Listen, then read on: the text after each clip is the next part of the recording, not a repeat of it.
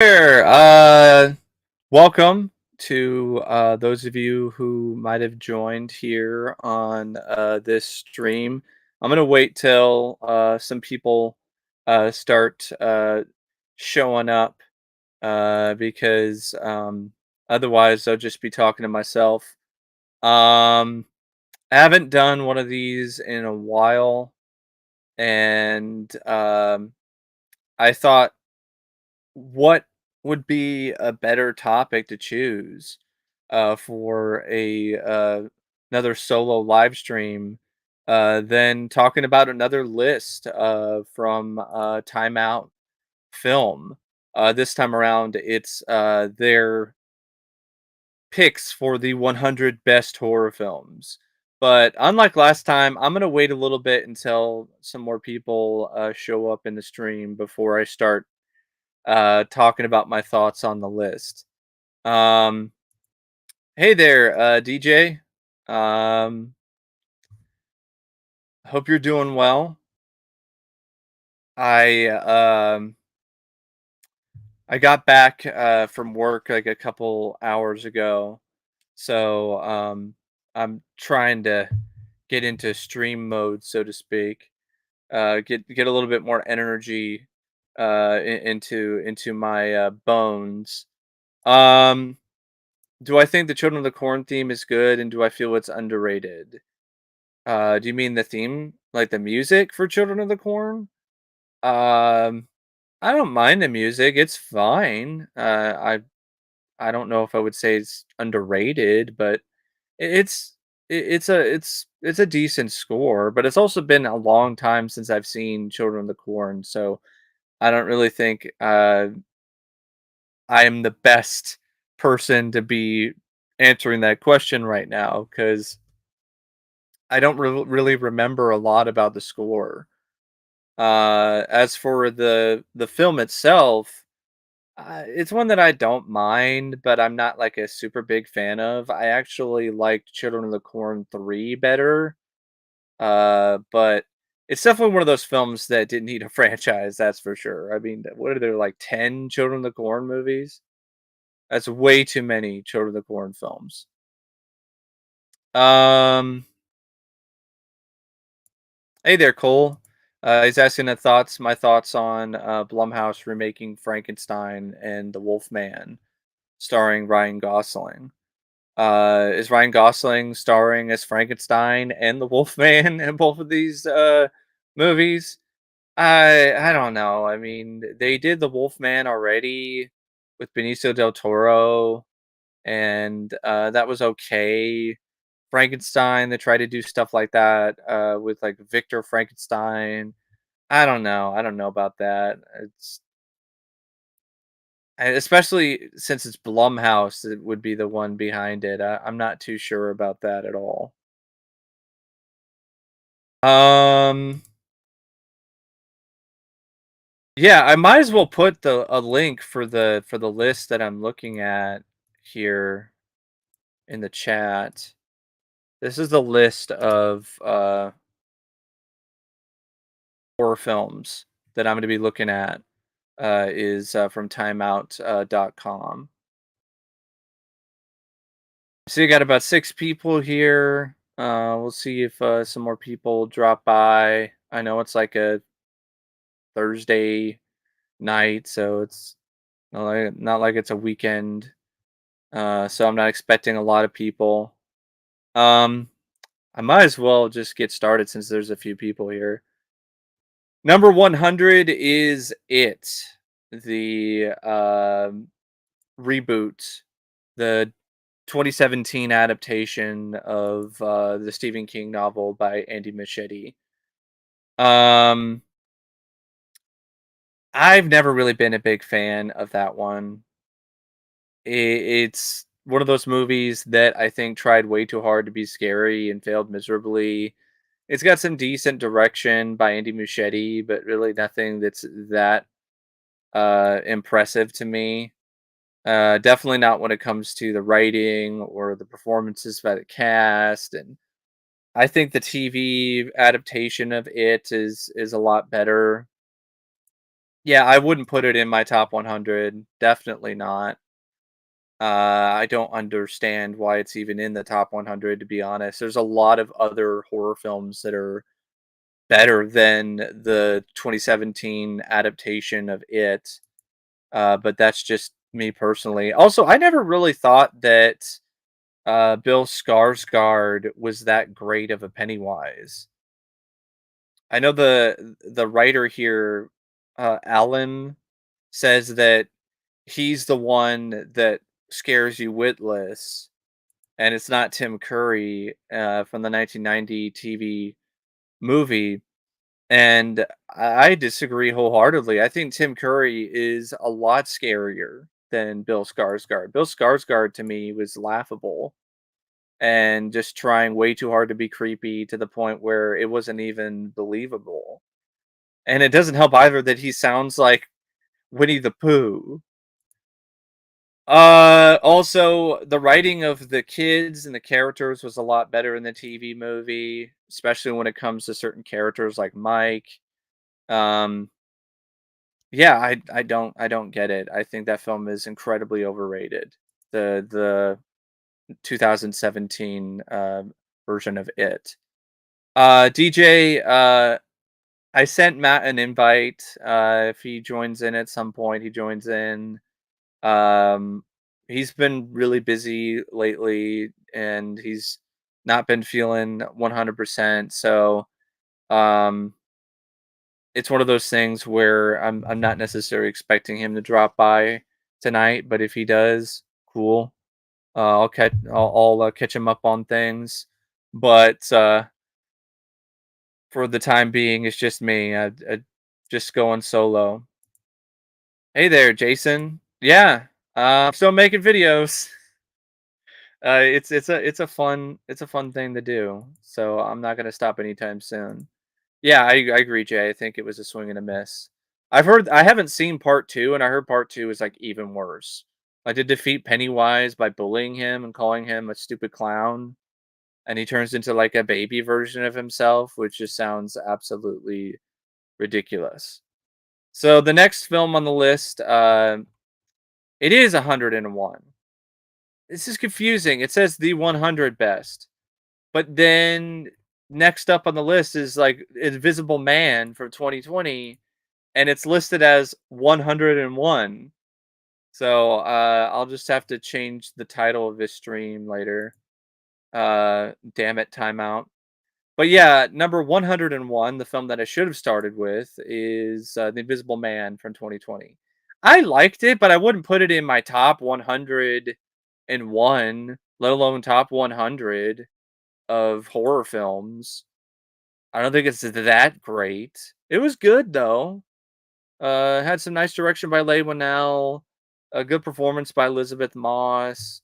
Um, Definitely had some crazy moments of visual effects and some good horror elements, but I don't think that means that it's top 100 material, but that's just me personally. Um, so what they're doing weird with this list is all jacked up. Like they started out with 100 and then they're going to like 101 and then they're like going down. So they 102, 103, 104. This is fucking confusing. Like, what do you mean top 100? Like, shouldn't you be going down from 100 to 1? I mean, Jesus Christ. They put it down for it's now 100 to 199. Oh my God. That's why I got it mixed up. It is 100, but they just fucked it up and did it backwards. What the fuck? I look like a dumbass live in front of everybody, but really, it's not my fault. So number 100 is it. Number 99 is Invisible Man from 2020. And number 98 is The Mist. Yeah, Brabus. Yeah, it's supposed to be a countdown from 100 to 1, and it's 199. Um, Number 98 is The Mist, from 2007.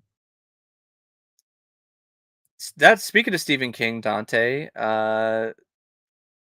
Yeah, here's another Stephen King film, The Mist. I don't mind The Mist. I think it's a solid Stephen King film, solid horror movie. It's not one of my personal favorites though, and I definitely wouldn't put it on my top 100. Um, it depends on what kind of Stephen King film I'm in the mood for. I would say my personal favorite Stephen King anything is Creepshow, but that was a collaboration with George A. Romero, so it wasn't like it was just his own sort of thing. Other than that, I got to think about it for a little bit in terms of like Stephen King films. I really love Christine. I think that's a classic. I think John Carpenter did a absolutely amazing job with that film. And I like Cat's Eye. I really enjoy Maximum Overdrive. Carrie's a classic. So yeah, The Dead Zone, that's another good one. PlayStation 9, that's another good Stephen King film. But yeah, that's one I'd have to think about. But The Mist wouldn't be up there for me, although it had some good direction by Frank Darabont and some good performances by Thomas Jane and others. It just, I don't know, I wouldn't put it that high on the list. Number 97 is God Told Me To from 1976. I like God Told Me To. I think it's a nice little chiller by Larry Cohen. Nice little twist on religion and so on. Putting an alien in there, but I don't think it's top 100 best horror film material. Like there are some unnerving sequences, but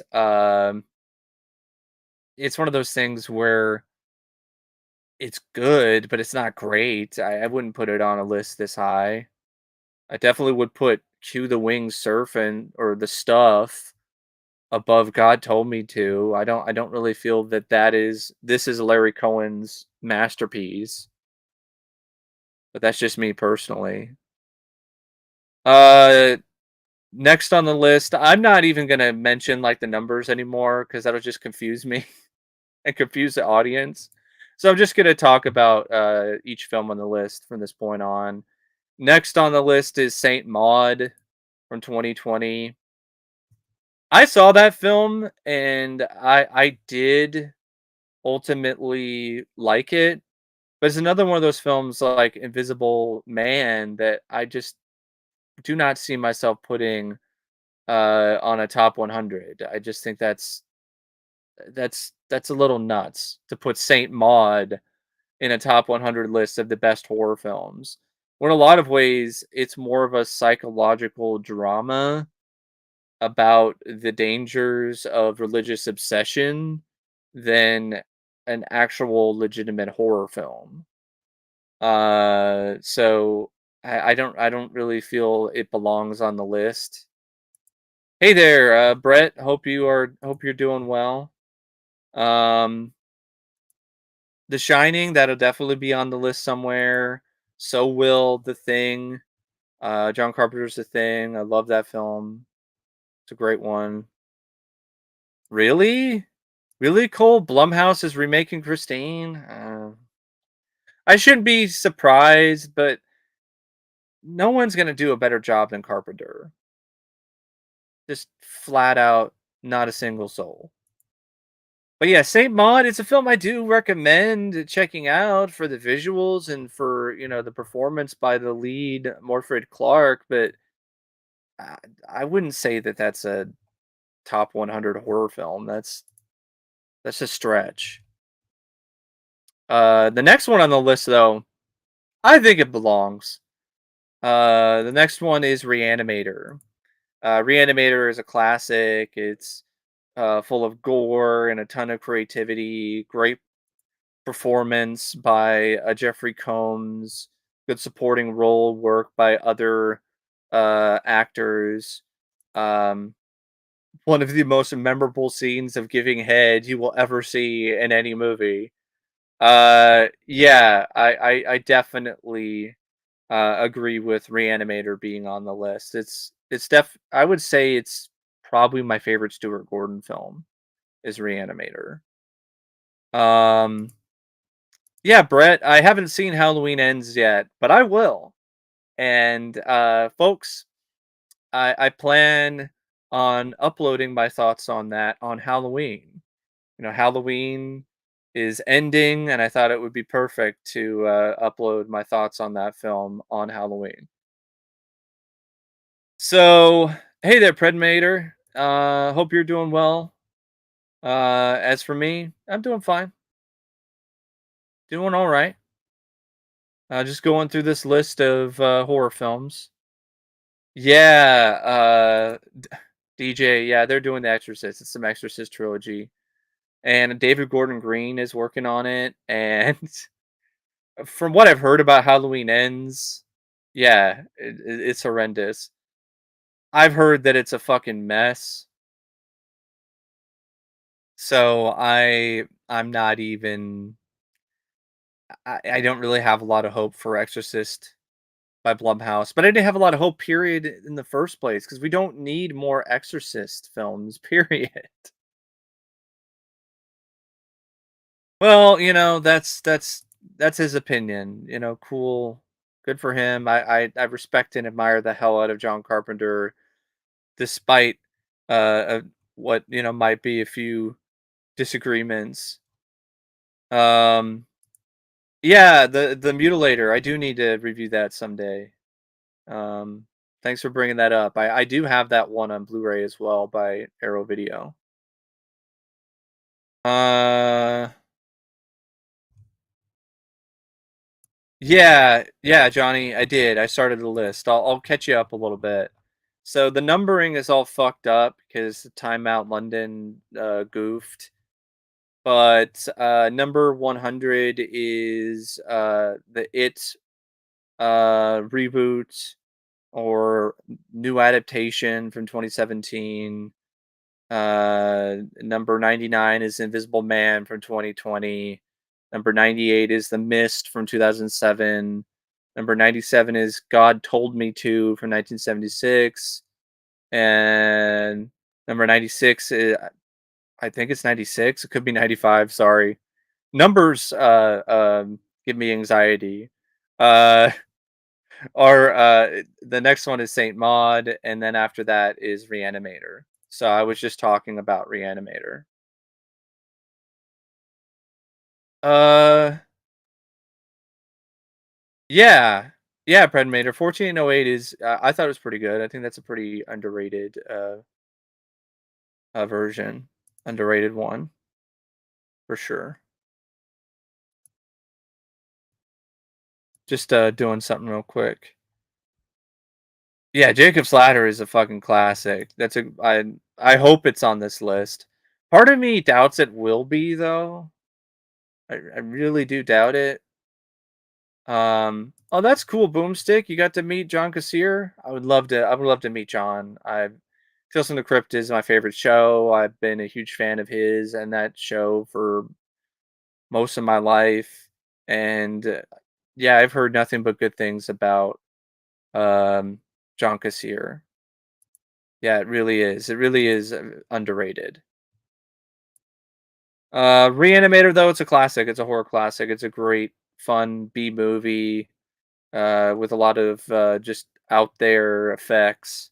Speaking of out there effects, the next one on the list is Brain Dead from 1992, which is also known as Dead Alive.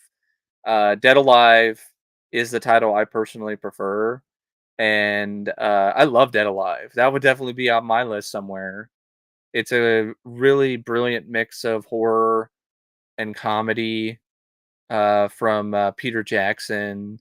It's one of the goriest films you will ever see in your entire lifetime, and it's one of those films that is just insane, but oh so incredible. Yeah, I miss horror Peter Jackson as well.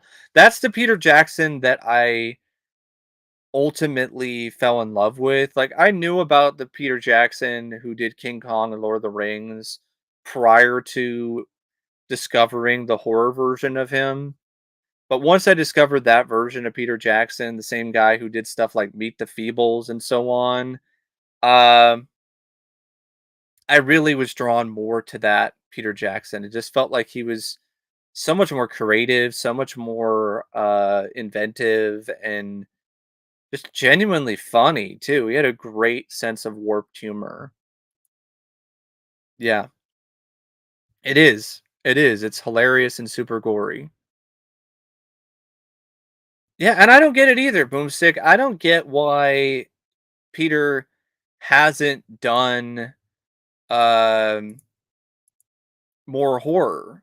Like he's just straight up been like, I'm not doing horror films anymore. Like The Frighteners was the last thing that he did, and then he was like, nah, not doing it.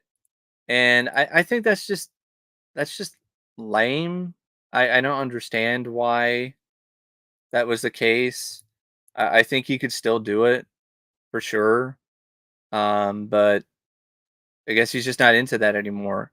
By the way, folks, for those of you just joining in, I am going down this list of the 100 best horror films according to Timeout London, and I'm just sharing my thoughts on them. Um, so that's basically where I'm at here. I also made sure to turn on monetization again on the stream. I don't know why it's not an automatic thing, but it isn't. So there we go. Um, yeah, Shaun of the Dead is a classic. That's a good one. Yeah, I've seen The Babadook. I really like The Babadook. I thought it was a great film.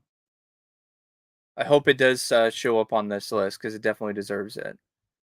The next one on the list, though, is Dead Ringers from 1988 by David Cronenberg. I mean, I don't hate Dead Ringers. Like, I don't mind the film, but it's definitely not one of my favorite Cronenberg films. And I definitely wouldn't put it on my top 100.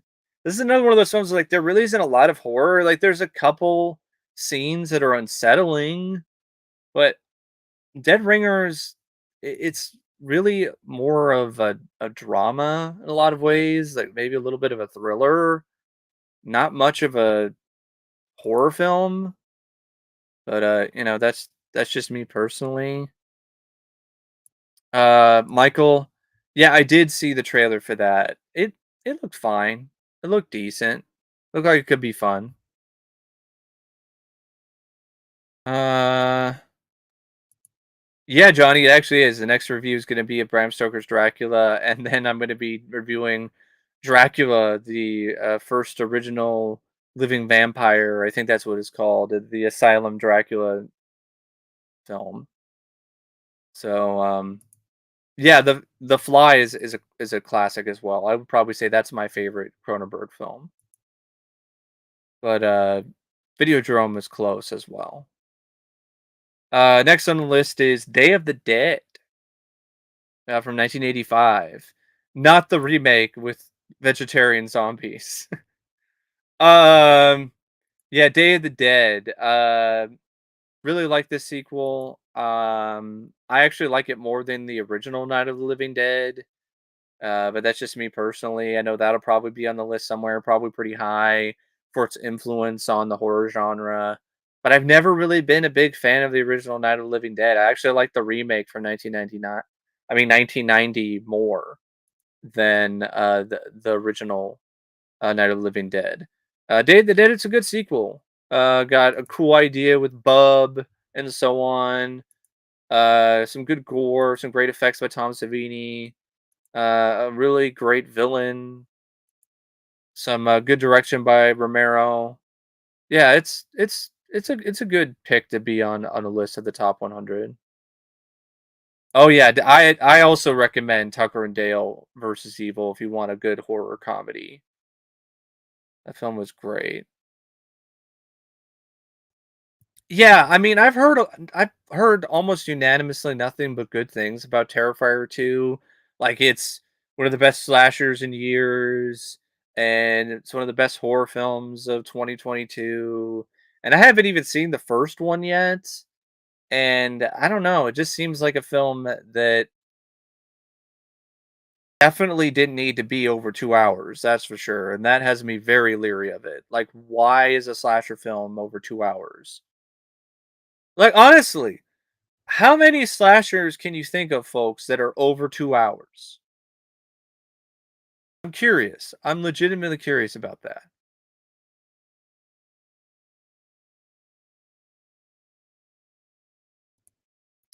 Yeah, the original Texas Chainsaw Massacre, that is a intense film. I've kind of gone back and forth on that film over the years. It's one that I honestly feel like I definitely need to watch again. Uh, Maybe on a day where I'm not feeling super lethargic, because then I'm not really being fair to the film. Because me saying it's boring is really more due to the fact that I'm tired, and sometimes that does happen. But yeah, Day of the Dead is a classic. It's a great one. I'm not going to argue its placement on a list like this. The next film, though, The Unknown from 1927, I've never seen this film. Todd Browning directed it, and Lon Chaney is in it. Todd Browning would go on to direct Dracula in 1931, but I can't say anything about The Unknown. That film is pretty much unknown to me. Uh, I guess there was a young Joan Crawford in it as well. Okay, all right. Um, Now let's keep going down the list here. The Unknown. Okay. Next up on the list is Session 9. Now, Session 9 is a film that I have heard about, but I still haven't gotten a chance to see yet. I know my friend Matt's a big fan of it. I do have the film on Blu-ray from Scream Factory. I know there's a newer release from Second Sight that has like all the bells and whistles and stuff, but I haven't really gotten around to picking that up. Um, yeah, that's a good point. Leatherface's first appearance is pretty brilliant. No build up or anything like that. He just shows up and then hits him in the head. Yeah, that really is a great sequence. That's a really good point. Um, yeah, yeah, I kind of see that too. Like Session 9 definitely seems to be a little bit of a divisive horror film for people. Um, hey there, Mike. Glad you enjoyed the review. Yeah, and I would absolutely recommend checking that one out. I think you'd get some enjoyment out of it too. And yeah, I'm having a good time. I'm having a good evening so far. Got some Jersey Mikes after work, and now I'm doing a stream. Um, this is a good question. Do I like John Carpenter's Thing more than Halloween, the original? That's tough. I really like the original Halloween, but I would probably give the Thing a slight edge. Thoughts on Nosferatu the Vampire? I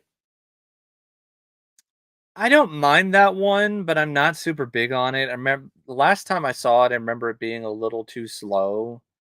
So I'm not even one of those people who would honestly say the original is better either, because the original was just kind of there for me too. So I'm not super big on the Nosferatu films, but it's also been forever since I saw them last. Um, let's see here. Yeah, Session 9 was the other one. The next one is Salo. What? Salo? I know there's a scene where people get fed shit on a plate, but that doesn't mean it's a horror movie. Like, there are a lot of films that have some scenes in them that are very horrific. Like, for instance, the dental torture scene in Marathon Man, but that doesn't mean that Marathon Man is a horror film. So, I don't know. Salo? Really? Yeah, I don't think that's a horror movie either. I definitely wouldn't put it on that on the list like this. No, that's Solo. That Salo is a completely different film, Johnny. Solo is like some just disturbing movie by Pier Paolo Pasolini, uh, from 1975. Um, and I think it takes place during World War II. But Solo is the one that features Mario Van Peebles as a cyborg soldier, and Adrian Brody is in it as this uh, robot mechanic scientist type. Um, yeah, that's also the one where Mario Van Peebles fights William Sadler. But and honestly, I haven't seen Salo, but from what I've the clips that I've seen, from what I've heard about it, doesn't really sound like an actual horror movie, so it should have been disqualified and not put on this list. I mean, by that logic, you might as well put Come and See on here, the war film, or other movies that have really um intense and just violent sequences. But yeah, I don't that's what I've heard. I've heard it's a boring film with that's pretentious and then has a scene where people eat shit. Yeah, I've heard good things about it. I need to check it out sometime. Oh, I've definitely watched The Nightmare Before Christmas.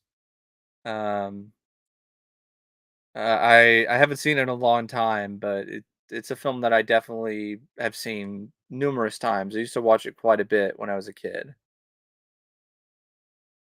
So, yeah, Solo, I don't know why it's on the list, somebody trying to be fancy. The next film on the list, though, is Phantasm from 1979, and full agreement here, love Phantasm. It's a great example of what you can do with very little. Don Coscarelli had a very low budget for this one, and he used the budget well, and in a lot of ways, the scenes that are hampered by the lower budget actually have this creepier, surreal charm to them that I don't think they would have otherwise. And yeah, I love Phantasm. And you can't talk about Phantasm without the score. I mean, I love that theme. It's a great piece of music. Um, I personally prefer the second film the most when it comes to the Phantasm films. But I still like the first one. Teach Their Own, Psycho Hobo. I didn't care for Phantasm 4 at all. I thought that film sucked. It was so shitty. Not as bad as Phantasm Ravager, but still pretty bad. Um, yeah, 3 Phantasm 3 I can watch for, like, the effects and for a few other things, but 2 to me is a go-to Phantasm film. The ball is back, and it's, uh bloodier and better and just more fun than ever. And it really did help too that Coscarelli had a significantly higher budget to work with, and it definitely showed on the screen. But yeah, the first could have technically stood alone, but I'm still really glad that Phantasm 2 exists, that's for sure. Um yeah, Phantasm 5, they tried, but in my opinion, they didn't really try as hard as they could. Uh, it's one of those things where they should have recognized their limitations more like Don Coscarelli did in the first film. They try to do too many big stuff, like a giant CGI sphere, which is just stupid looking, look like something out of an asylum film that was made for the Sci-Fi Channel. Vacancy I haven't seen yet. I've heard about it, but I haven't checked that one out yet. So I can't really say that much about it. But yeah, Phantasm, it's a classic. Definitely belongs on a list like this. The next film on the list is another film that I honestly have no disagreements with being on a list of the top 100 best horror films. Candyman from 1992. That's a franchise that I definitely do need to cover on this channel. The thing is, I did watch all the Candyman films, like, a few months ago, but I just didn't really have the time to record any videos. I would say out of all the Candyman films, there's only one good one, and it's the first movie. After that, it was just varying degrees of bad or below average. I think Phantasm earned a sequel. Candyman, on the other hand, didn't need any sequels. There was no need at all for any more Candyman films. And if you've seen the Candyman sequels and the recent reboot slash sequel, then you definitely know what I mean. But the original, the first film by Bernard Rose, it's a timeless classic. It's one of the best horror films in the 90s. It's full of just really creepy, eerie atmosphere, great performance by Tony Todd as Candyman. Just had such a commanding on-screen presence. Uh Really good score by Philip Glass. Love the score for Candyman. And good other performances too. Virginia Madsen. And yeah, it's a really good film. It's a great movie that delves into the horror of urban legends, and also urban gentrification, a lot of other things. So yeah, I agree with that. Candyman is the best Clive Barker movie that's not written and directed by Clive Barker. The sequels, though, I mean, Candyman Farewell to the Flesh has its moments, like the origin of Candyman, the prequel sequence, and a few other moments here and there, but it honestly feels like it's just another version of the first movie, and it's not nearly as good. And then the third film is just cheap and lame with Donna. Is it Donna D'Errico? I think I could be wrong. I don't know if it might be somebody else, but some chick from Baywatch who's the lead and she can't act. You got Sue Garcia who was in Nightmare on Elm Street. He plays one of the characters, and he's like one of the better things about the movie. And Tony Todd's trying, but once again, it's another one of those Candyman films where they just try to do the first film again or retcon shit, and I don't understand why the Candyman films went that route with these sequels.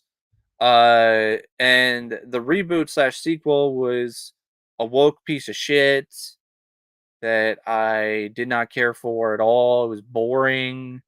It wasn't scary. It wasn't as daring as critics or people made it out to be. Um, yeah, I like Lord of Illusions too. I would put that on a list above any of the Candyman sequels, that's for sure, or the new Candyman. You know what, Johnny? I like Hellraiser, and I enjoy Hellraiser 3, and I don't mind Hellraiser 2, but I honestly agree. I like Candyman more than any of the Hellraiser movies. That's just me personally. I think the first Candyman is so well written, so well done, and has less flaws when it comes to the writing than Hellraiser for me. Yeah, it really was. It was basically BLM the movie, which is BS. Uh, Next on the list is Horror of Dracula. Christopher Lee's first appearance as the Count. I just reviewed this film actually recently. I enjoyed it. I liked it. I had a lot of fun with it, but not enough to put it on a top 100 list of my favorite horror films or the best horror films. It's a good Hammer film though. It's a good Dracula movie. Um, Thoughts on Hellraiser Revelations, the worst horror movie you've ever seen. Uh, I haven't seen that one in forever, and I remember watching it and just being just appalled at how incompetent and bad it was. So I'll check it out again fairly soon. That's for sure. No, I haven't seen Nope yet, and I think I already kind of know what the twist is. but I still definitely wanna check that one out. 'Cause I've heard it's actually not as political as some of the other, films, that, Peele has done lately, in particular Us. The next film on the list is Black Sabbath, from 1963. Mario Bava directed it, stars Boris Karloff. It's an anthology. It's a solid anthology, but I wouldn't put it on my top 100 either. Like, there's some creepy scenes in it. There's some uh segments that are pretty strong, but not anything that I would put on a top 100. The next film on the list is Scream from 1996. I mean, of course, I mean, there's no way that Scream wouldn't be on a list like this. Uh, Scream is just a really groundbreaking slasher when it comes to uh, resurrecting the genre and giving it new life in the 90s. And it caused a bunch of knockoffs and a bunch of different films from that era that tried to emulate the same formula. And yeah, I really agree with a lot of the high praise for Scream. I think it's a great film with a really clever script that does a great job satirizing elements from the slasher genre, the horror genre in general. It's definitely made with a lot of love for the genre too. So it doesn't come across as something that's too mean spirited or like it's just making fun of the horror genre or slashers and just showcasing how stupid they are and how you're stupid for enjoying them. And it's really entertaining as well. Great direction by Wes Craven as well.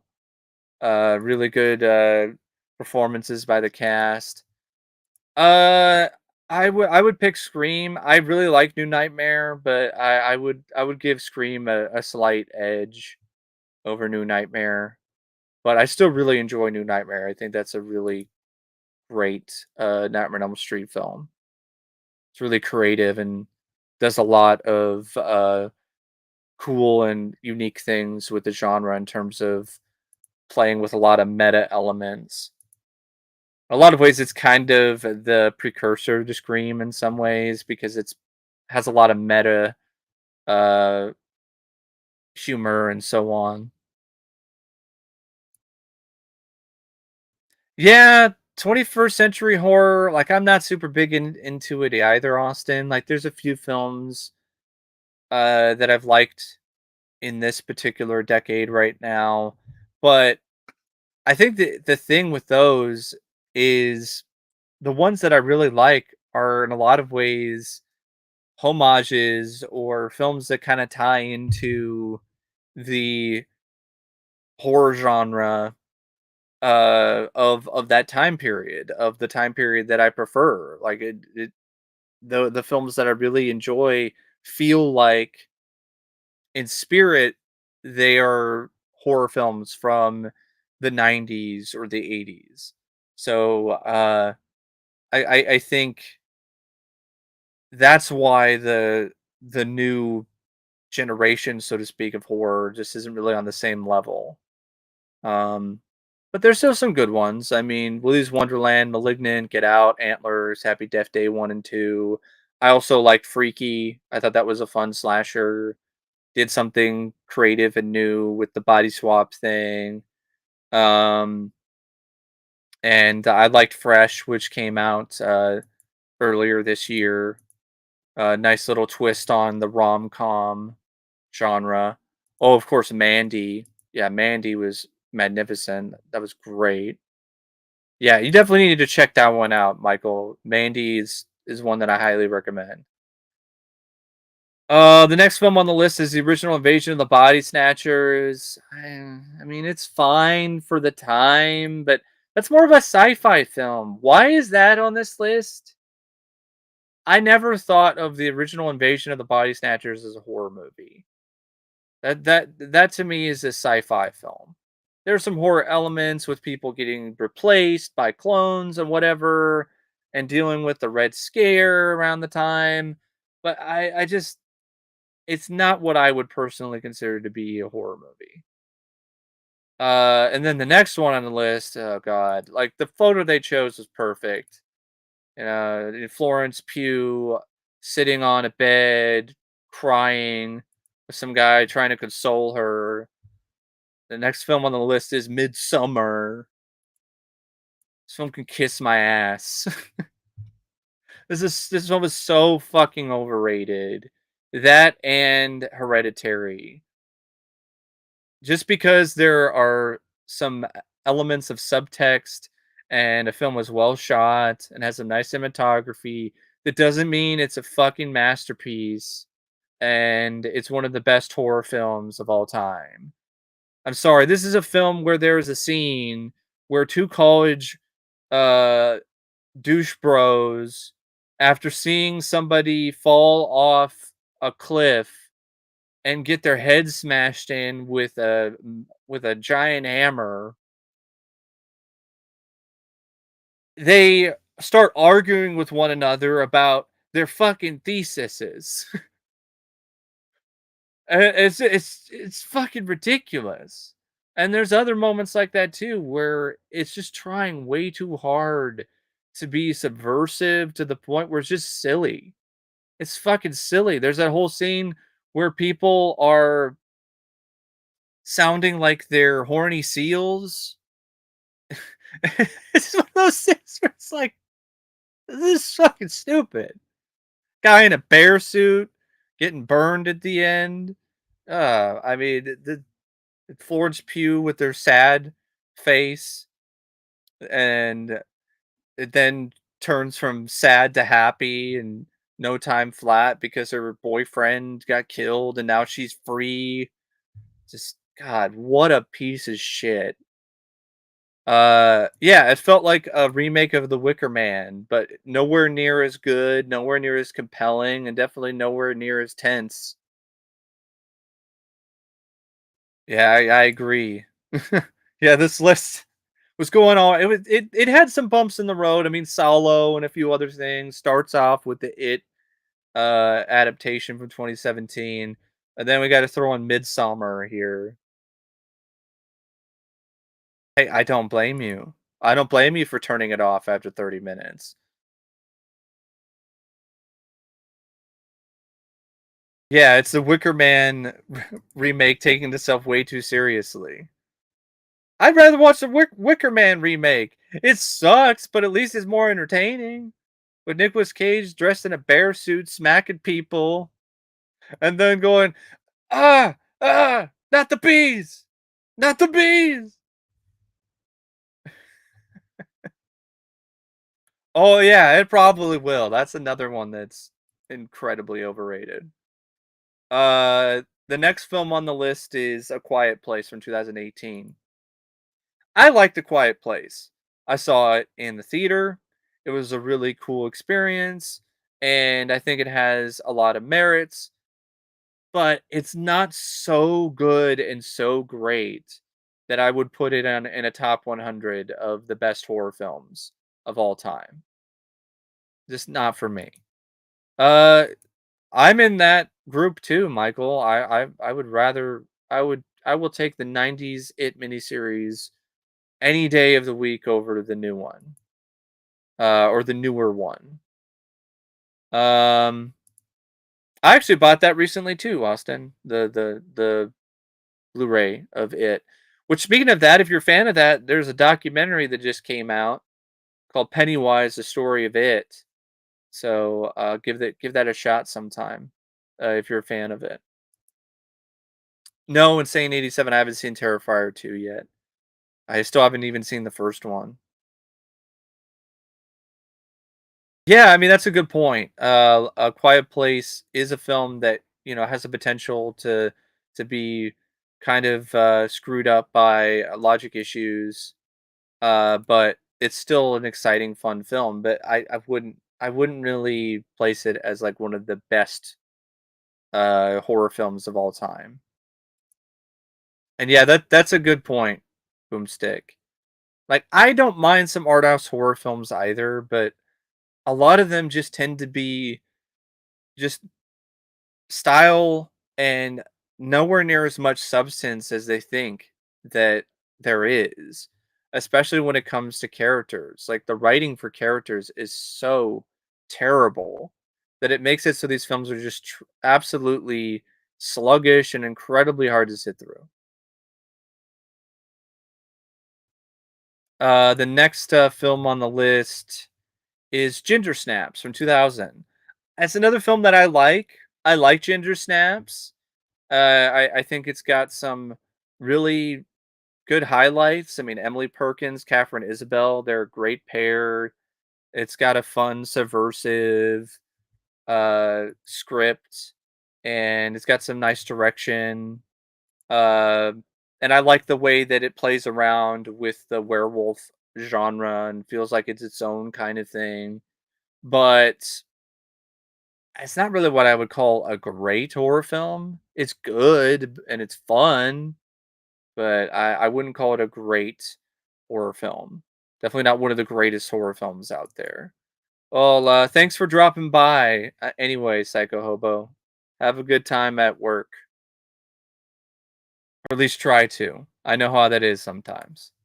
But yeah, Ginger Snaps. Like I would recommend the film. I think it's definitely worth watching if you haven't seen the movie. But it's not a movie that I would put on my personal top 100. Favorite genres of movies: horror. Horror is number one. Probably after that would be action, then sci-fi. Yeah, it's not really a werewolf version of The Fly though. Like it has some similar elements and it does have a downbeat ending, but in Ginger Snap's case I actually felt that it worked. Yeah, the sequels, yeah, they weren't the best, although I really liked the third one, the prequel, Ginger Snaps the Beginning. I thought that was actually pretty good. The second one though, I thought was pretty bad, pretty below average. Definitely not as good as the first one. Yeah, that's a really good point, Michael. Um, a adaptation of Dino Crisis or a remake of Carnosaur that has an ending that doesn't suck. Yeah, it'd be cool. Like I know originally James Cameron was interested in doing Jurassic Park, and if he did it, um it would have been a R-rated action horror film, like Aliens, but with dinosaurs, and that would have been pretty cool. The next film on the list is It Follows. I I don't have a problem with that. I thought It Follows was incredible. I saw it in the theater. After it was over, I was walking home and I was actually spooked out, and I was like looking behind me and checking to see if something was following me. It's one of the few films that actually had some jump scares that actually legitimately got me, and I like the concept. I think it was well executed. The direction was fantastic by David Robert Mitchell. Had some good performances by the cast, Micah Monroe and others, and I had a really good score. I think it was by Disaster Piece. I think that's who it was. But yeah, It Follows to me is one of the best horror films from the past. Uh, I would say definitely one of the best horror films of the 2010s, and one of the best horror films in a while. And one of the last ones I saw in the theater that I thought was actually worth it. So yeah, It Follows. I think is a great pick for this list. Another film that I think is a good pick for a list of the best horror films, a film that I would have on my list, is John Carpenter's The Fog. I recently rewatched that in 4K, actually just a couple nights ago, and it still holds up really well. I think it's a really well paced horror film. It's got some really great visuals. The score by Carpenter is just fantastic. It was great. Really good stuff. And good cast. Tom Atkins, Jamie Lee Curtis. Of course, you've got Hal Holbrook, and I love the way that the film sets things up in terms of this slow burn of the fog rolling in and then things building up to this climax. And of course, I can't talk about the film without mentioning Adrian Barbeau, who is just absolutely spectacular in the lead role. Um, yeah, I love the fog. I've always loved the fog, and I don't understand John Carpenter's issues with the fog.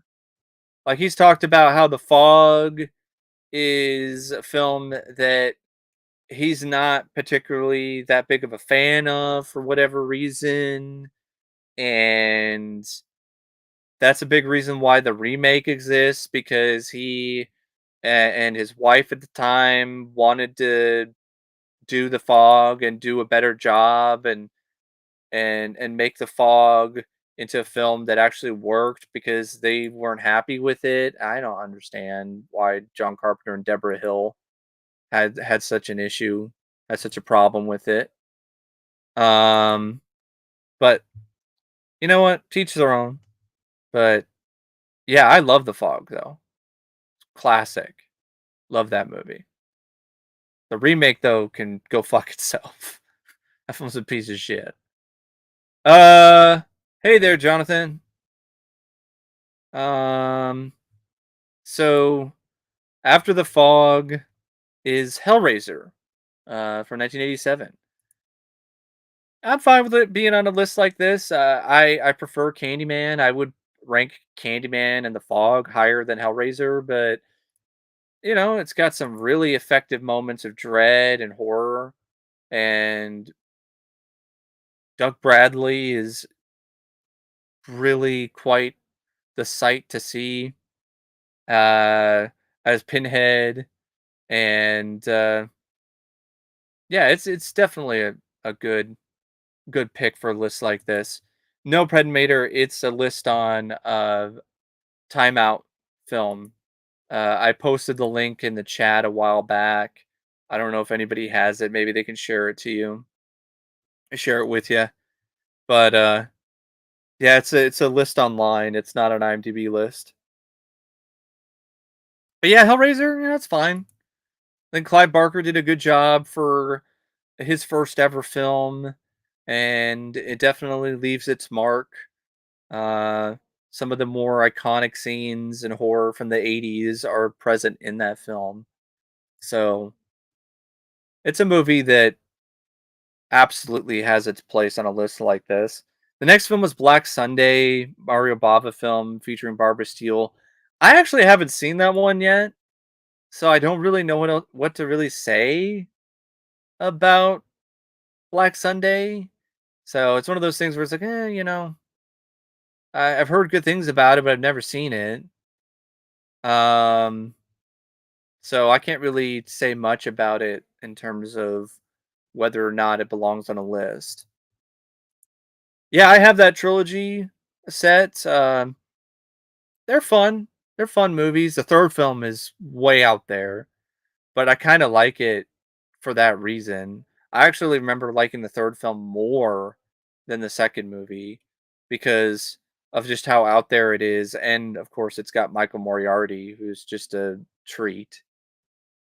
Um, yeah, the series did go to crap, but I blame studio interference. I blame a lot of that. Mary Shelley's Frankenstein, Johnny. I like it. I prefer Bram Stoker's Dracula, but I still like Mary Shelley's Frankenstein. The next film on the list is Black Christmas from 1974. I put that on my list. I thought it was a really suspenseful, intense horror film. Definitely a movie that was a huge inspiration for the genre, in particular the slasher genre, for many, many years after. So, Black Christmas, good direction by Bob Clark, good performances by the cast: Olivia Hussey, Keira Delay, Margot Kidder. Um, the killer on the phone, the way that he was just carrying himself always has gotten under my skin.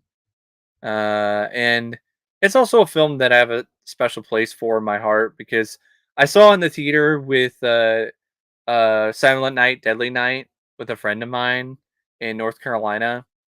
And I remember Black Christmas because it was such a rough experience to sit through and watch because the sound was off, like it was too loud. So John Saxon, and there's a scene in that film where he gets a megaphone and he's like talking loudly into it, and because the sound was just too loud, it would honestly hurt my ears. So I was yelling at the screen. I'm like, "Put the megaphone down, John Saxon! You're killing me." But yeah, I have a lot of fun memories associated with that one. Um, the remake, it's okay. I haven't seen the new remake, the newest one. I've heard that's a woke pile of trash. But yeah, the remake was okay. I remember there being a pretty cool scene that took place in between like inside the house. I thought that was pretty cool. It had some good gore. The next film on the list is The Old Dark House from 1932, film I haven't seen. I know James Whale directed it. It's got Boris Karloff in it, Charles Laughton. Can't say much about it because I've never seen it. Um, there's another one. Yeah, I know. It's by the same guy who did A Christmas Story. Uh, and I didn't really know anything about Black Christmas until many, many years later in my life. So finding out that it was the same guy was definitely a shock. But yeah, I can't really say anything about the Old Dark House. I also can't say anything about the next film on the list, Kill Baby Kill from 1966, another Mario Bava film. Uh, I can say a little bit about the next one after those two, The Cabinet of Dr. Caligari from 1920. Um, I think I watched it for like a film studies class. It's that one's fine. That one's all right. I wouldn't say that it's one of my personal favorites, but I can see why it's on a list like this because of the fact that it is a film that was very revolutionary when it comes to the genre. The next one is 28 Days Later. I haven't seen that one in ages. I remember not minding it, but I wouldn't say is one of my favorite horror films. It is a film that at the time it definitely did inspire a new wave of a particular type of horror. And it's a movie that it's interesting to watch now because of the way that it was shot. It was shot with really not the best kind of camera. So it's not a film that really is held up that well when it comes to the age of HD and remasters because it was shot with like a digital camera, like a cheap digital camera, and it really doesn't look good. It looks pretty awful actually on Blu-ray. So it's interesting that there's a film that looks way worse on Blu-ray than it does on DVD, and that film is is 28 Days Later. I mean, Terminator, like, there are some horror elements in it, but I honestly see it more as a sci-fi action movie or sci-fi thriller. So I'd be surprised if it was on the list, but you could make an argument for it. Uh, favorite Jason film? Probably Jason Lives. Probably my favorite as well. Number 130, because this list is bonkers. Uh, is Get Out. Which would that make it number 70? I think it might make it number 70. Get Out. I like Get Out. It surprised me. I thought Jordan Peele did a great job directing it. It's got some really standout performances by Daniel Kaluuya and others. really good visuals. It's one of those few films that deals with a lot of political stuff that I actually thought worked, and it didn't feel like it was too preachy. Um, but I wouldn't put it on my top 100. It's not a horror film that I would watch over and over again. Uh, I would recommend it. I would give it a shot someday, but it's definitely not in my top 100. The next one is The Babadook, which I would guess would be number 69. 69, dude. The Babadook, I really liked, so it might make my top 100. I thought that film was harrowing. I thought Jennifer Kent did a remarkable job directing the film. I thought Essie Davis deserved an Oscar for her performance in the movie. Uh, and I think in some ways it's kind of a misunderstood horror film because a lot of people give it a lot of shit because of the kid and some of the other things about it, like the ambiguity of things. And I could understand that, but the kid wasn't as annoying to me because I kind of understood what was going on with the kid. I sympathize with the kid because I'm also on the spectrum. So it's one of those things where I connected with the kid in a way that others might not. Also, I think the kid at the end of the film, he grew into a more likable, well-rounded character when it comes to what he ultimately did to save his mom. And yeah, the Babadook itself was definitely creepy. Um, very unsettling. The next film, Night of the Demon, one that I've heard about. I've heard a lot of things about Night of the Demon from 1957, directed by Jacques Tourneur, but I've never seen the film, so I can't say anything. The next film on the list, I could definitely say something about it. And whoever called this, you're right. You're right on the money. The Witch from 2015. That film is also on this list. That film would be nowhere near my top 100. I saw the film years ago. I hated it. I didn't understand. I guess hated it was a strong word. I didn't like it. And I was baffled by the massive amount of praise that it got. Yes, it's well shot. It has some good cinematography and direction, but that's not enough for me. And the subtext to me wasn't as deep as people made it out to be. It was so boring. There was no reason to give a shit about anybody. The horror in it was so lackluster. I mean, you have scenes where they try to make a bunny rabbit prancing through the woods scary. The witch with the crow pecking on her tit, like that was fucking ridiculous. Then you have like the whole scene at the end where Thomason gets sprinkled with what might as well be fairy dust from Never Never Land and then floats into the trees. Like the fuck? They're trying to make like a black goat scary too. Like, and also it's one of those films where it had some pretty shitty sound design because it was really hard to understand what people were saying. And it's not just because of the thick accents, the ye old English accents the characters had, but also because of the sound design. There were a lot of moments where it was like muffled, and even if you turned it up to like crazy levels, like it still was kind of hard to understand what people were saying. But yeah, fuck the witch.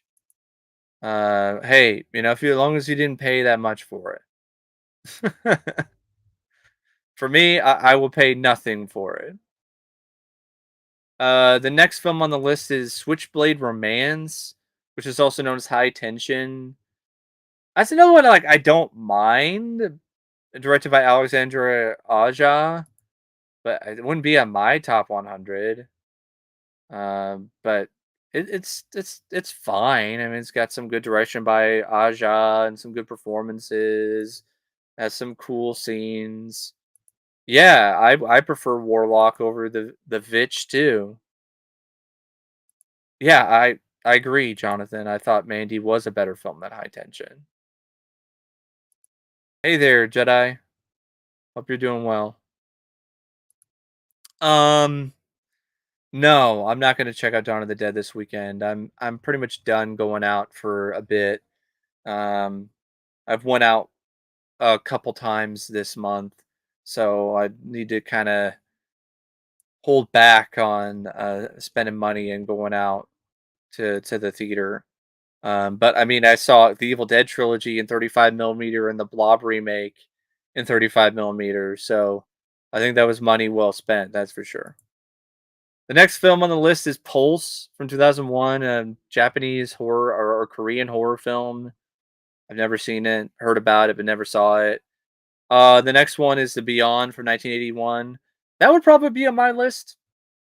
I like The Beyond quite a bit. I think it's a very creepy, eerie, moody, atmospheric, wild film with some good direction by Lucio Fulci, some really striking visuals. Yeah, I would definitely uh put that on my list. Number 137. So the next one is Lake Mungo from 2008. What the fuck is Lake Mungo? Has anyone on here seen that movie, let alone heard of it? Lake Mungo. This is the first time I've even heard of this film. Lake Mungo by Joel Anderson. Some low budget Australian horror film, I guess. Um, is that what you're talking about, Jedi? Lake Mungo? Are you recommending that one? Okay, I mean, maybe I could give it a shot someday. All right. An After Dark movie. Okay, one of those movies, like the After Dark Horror Fest thing. All right. Um, I know somebody was asking me, have I seen Beware the Blob, Austin? Yeah, I saw it a long time ago and I thought it sucked, but haven't seen it since. Oh, okay. So you're recommending Pulse. All right. Give that a shot sometime. All right, Jesse. Hey there, Jesse. Hope you're doing well. All right. Maybe we'll give it a shot someday. Just because I haven't heard of it doesn't mean that it's bad. I mean, there's a lot of films that I hadn't heard of until I decided to check them out and they surprised me. So I don't know. But yeah, I can't say anything about it because I've never seen it. The next film on the list, though, is Night of the Hunter from 1955. And it's fine. Got a good performance by Robert Mitchum.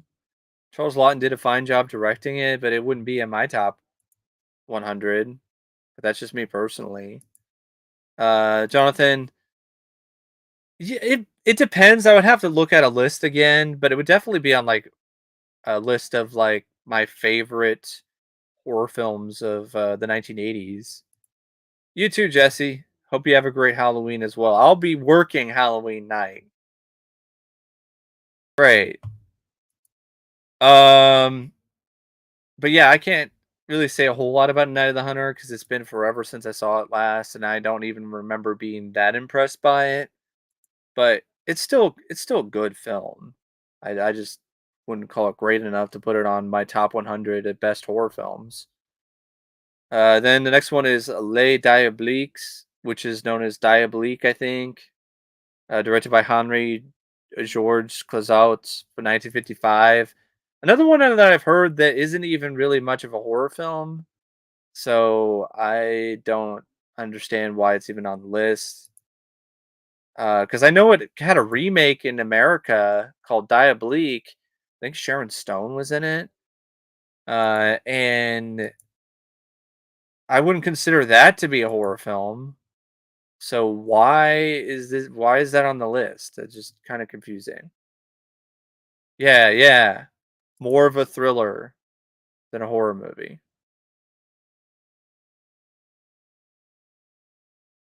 Yeah. More of a suspense. Yeah, I felt that way too, Mike. I felt that way too, that it was a more of a suspense film than a full out horror movie. Oh, of course. I mean, come on. You know it's gonna be on there somewhere. Jonathan, yeah, Henry Portrait of the Serial Killer is definitely one of my top horror films. I put it on the list somewhere too. If I made my own list. The next one I think is number 60, and it's Wreck from 2007. I still haven't seen any of these Wreck films. I haven't seen that one. I haven't seen the sequels. I haven't seen the remakes.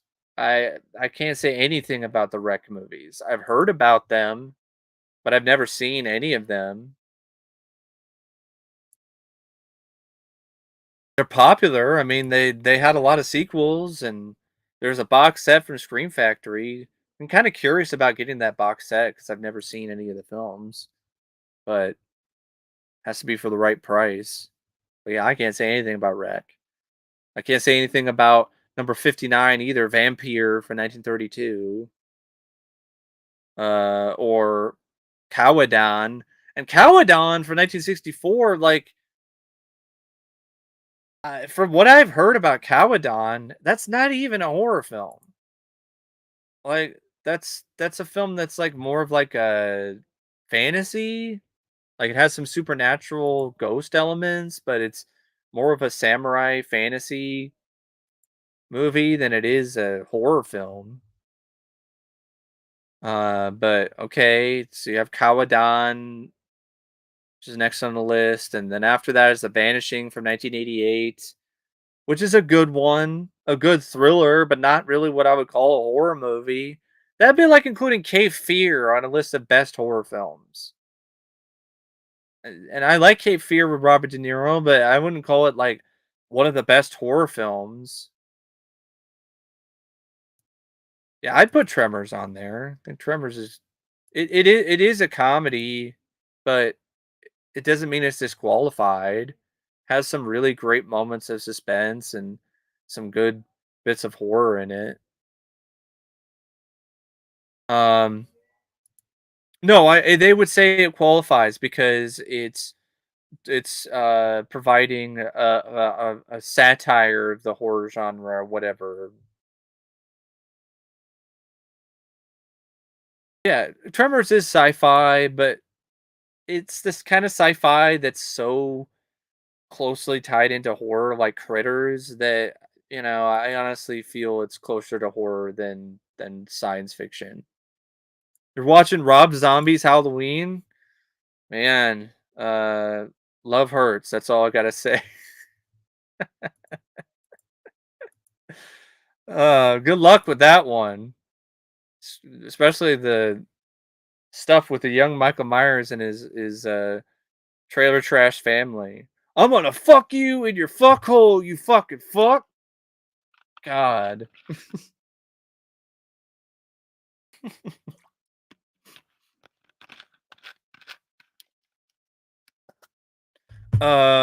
So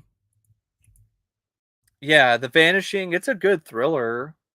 It also has a decent remake from the US, but I wouldn't put that on the list of best horror films. The next one is The Sixth Sense, another one I wouldn't put on my list of best horror films because that's a film that, well, it's well made, has some good direction by M. Night Shyamalan, has some good performances by Bruce Willis and Haley Joel Osment and so on.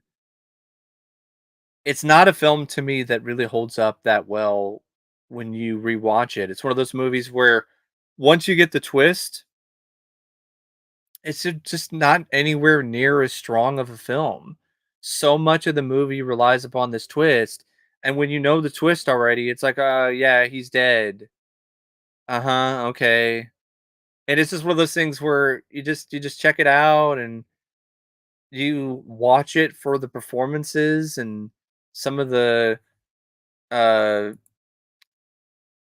more tense scenes, but that's kind of about it. Like, it's not what I would call one of the best horror films, for me anyway.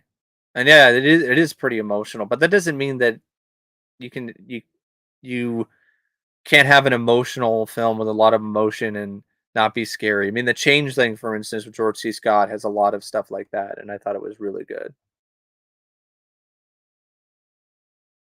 Yeah, I don't think Seven and Silence of the Lambs, I think, is borderline, so I could kind of see why that would be on people's lists. Like, for example, Henry Portrait of a Serial Killer is technically not traditional horror either because it's a lot of ways just a film focusing on a real life killer inspired by Henry Lee Lucas. But I would I would I would be okay with Silence of the Lambs being on a list like this. But 7, not really, even though it has some pretty horrific sequences. Uh yeah. I like Return of the Living Dead. It's a good one. I hope it's on the list on this list somewhere. Number 145 is a film called The Wailing. Haven't seen it. It's a movie that I have. I have this film. I got it pretty cheap on Blu-ray, but I haven't seen it yet. Yeah, Jonathan, I would actually agree with you. I think The Story of Echoes is better than The Sixth Sense. Yeah, it's got thriller. It's yeah, I understand. It's just one of those things where it has some moments in it that are definitely pretty horrific. I mean, you know, Hannibal's eating people in it. And you have the stuff with Buffalo Bill, so I can kind of see people putting it in the horror genre. But like I said, it's borderline. It's definitely more of a thriller than it is a horror film. Yeah, Pan's Labyrinth is definitely a movie that is a mix of those two genres. But yeah, I haven't seen The Wailing. Haven't seen this one either. Number 146, Repulsion by a repulsive human being and Roman Polanski. So yeah, I haven't checked that one out yet. Um, Finished watching Black Christmas and Pumpkinhead. Hey, you got yourself a nice little marathon there. The original Black Christmas, Pumpkinhead, two really good ones. Fright Night, one of my all-time favorites. Honestly, my favorite vampire film. Re-Animator, really fun B movie, and American Werewolf in London, my favorite werewolf film. So you definitely got a good bit of horror fun in store for you. Well, I mean, yeah, not necessarily, but I mean, by that logic, then Fresh wouldn't be a horror film, and I definitely consider Fresh to be a horror movie. So I think it depends. It depends on the context. But Repulsion, never seen it, so I can't say much about it. Number 147 is Eraserhead. It's not a horror movie. Eraserhead is much more of a fantasy, weird, avant-garde kind of film.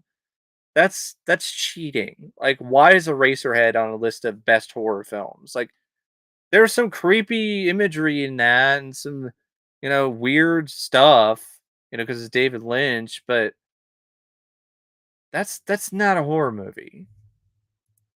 Yeah, I wouldn't put Blue Velvet as a horror film either, and I really like that movie.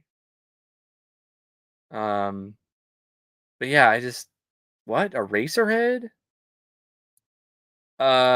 Cool. I've been marathoning some vampire films too. I actually watched From Dusk Till Dawn for the first time in forever and loved it. And saw stuff like Innocent Blood with Robert Loggia, which I had fun with, but I could see why some people don't like that movie because it's a little bit too over the top at times and it's a little uneven in terms of its writing. Um, but yeah, there's a lot of fun vampire films out there. Yeah, Jaws, I mean, it is a thriller and it has adventure, but I mean it's a man-eating shark and it's the scenes where the Jaws is stalking people under the water, that's something straight out of people's nightmares. I mean, it caused people to avoid taking a fucking bath because they were so scared of the water. So I, I that doesn't bother me. That really doesn't bother me that Jaws is on horror lists. A Cats 2019. Yeah, I mean that's horrifying. That's scarier than a lot of the horror films on this list. The next one on the list, going back to the list, speaking of it, is Deep Red by Dario Argento. Um, well, yeah, I know Polanski has directed some great movies, but he's still a repulsive person. But yeah, the next film on the list is Deep Red, directed by Dario Argento. And I really love this one. It's one of my favorite Argento films. It's right up there with Phenomena and Suspiria. Yeah, it is definitely one of his best. I also like Tenebrae, so definitely have no arguments when it comes to that film being on a list. Yeah, I have the Arrow 4K release of the film.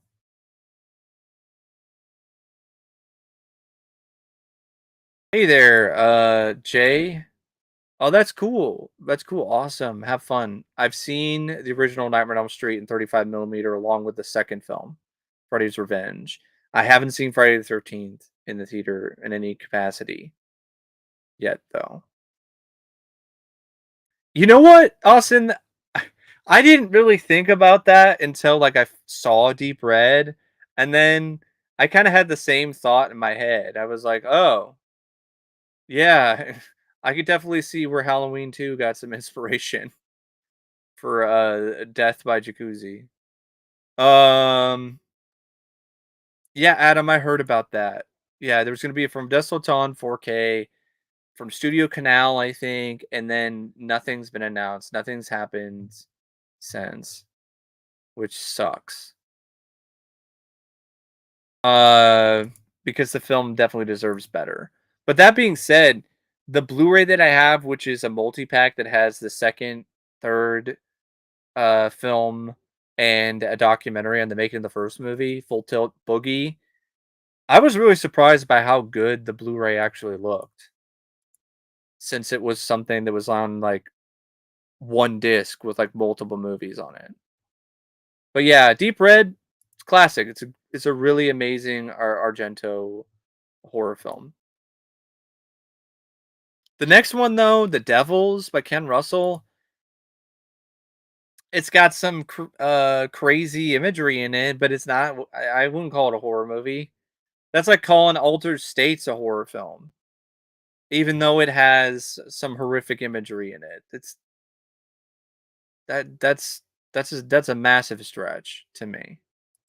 Uh, yeah, I heard about the Dead Alive 4K as well. And Peter Jackson mentioned a bunch of his other movies that he was working on 4K restorations for, but nothing nothing ever came of it. But yeah, The Devils, like, no. Number 150, The Descent. Another kind of modern horror film that I still haven't seen. I know it's crazy, right? I've heard about The Descent. I remember the trailers for the film when it came out. It looked like it might have promise. I like Neil Marshall as a director, but I just haven't gotten around to seeing it yet. I need to change that one of these days. So yeah, The Descent is on the next one on the list. After that is cool. Good to know. Good to know, Jonathan. Um, see, there's a heated debate in the chat about Jaws being a horror film, and that's cool. That's fine. It's fine that people are agreeing to disagree, but that's a heated debate that exists not only in this chat. That's all over the place. I mean, a lot of people uh, have the same debate about Jaws. The next film on the list is honestly more of a thriller that was made the same year as Psycho, and in a lot of ways, it did inspire uh, a lot of other films in the genre. But I wouldn't really put it on my list, despite the fact that it was influential. And that film was Peeping Tom, directed by Michael Powell. Um,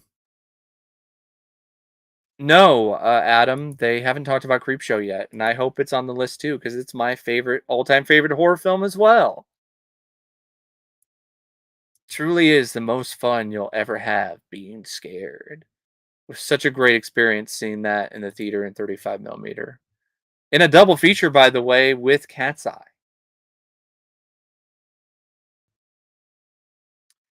But Peeping Tom, yeah, it's honestly more of a thriller to me than a straight up horror film.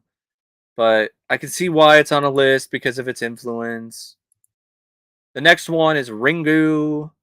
I never saw The Ring, the American version, and I never saw Ringu either. None of them really interested me that much. I mean, one of these days I might watch those films, but I just I don't really know what to say. And why the fuck is this film on this list twice? This list. They have a movie on here twice. How incompetent can you be? You have a film on here twice. You can't have like a replacement. Are they trying to put the remake of Invasion of the Body Snatchers on here? No, it's still the same listing that they wrote for the original film. Why is that film on here twice? So yeah, the next film is the original Invasion of the Body Snatchers for the second time. What a fucking joke. Uh what are my favorite horror sequels? That's tough. There's a lot of them I like. Um, I'm just gonna kind of focus on the big franchises for right now, with Nightmare on Elm Street, Dream Warriors, The Dream Master, um, New Nightmare, Friday the 13th Part Two, the final chapter, Jason Lives, A New Blood. Um, I also really enjoy Jason Goes to Hell. I do. I think it's a fun movie with some great gore, especially when you watch the unrated cut.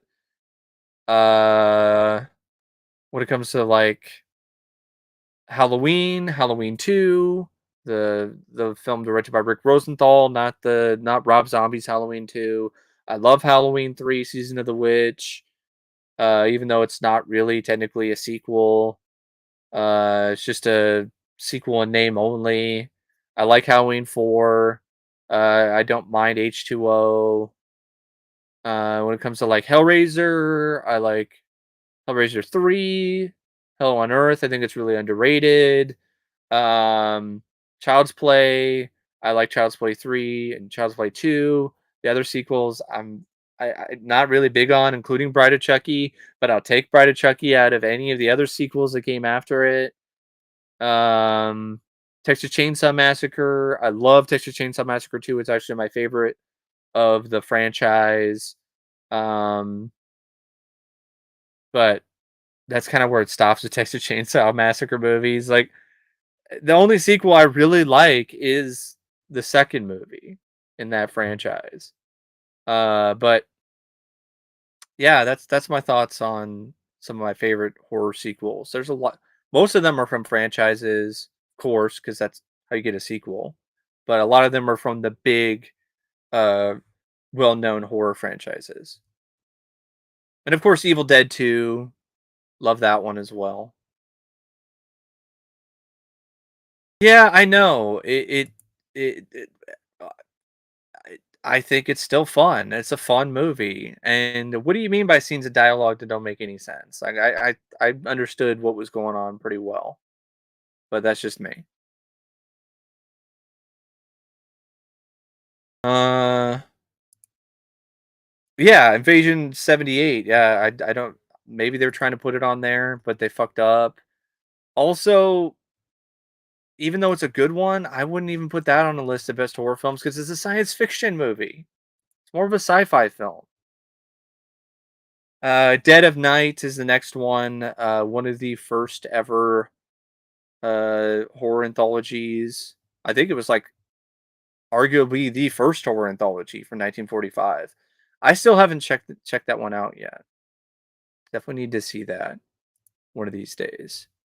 Another horror sequel now that it came to me that I really like is The Fly 2. I think that one is incredibly underrated with some really creative and awesome practical makeup effects.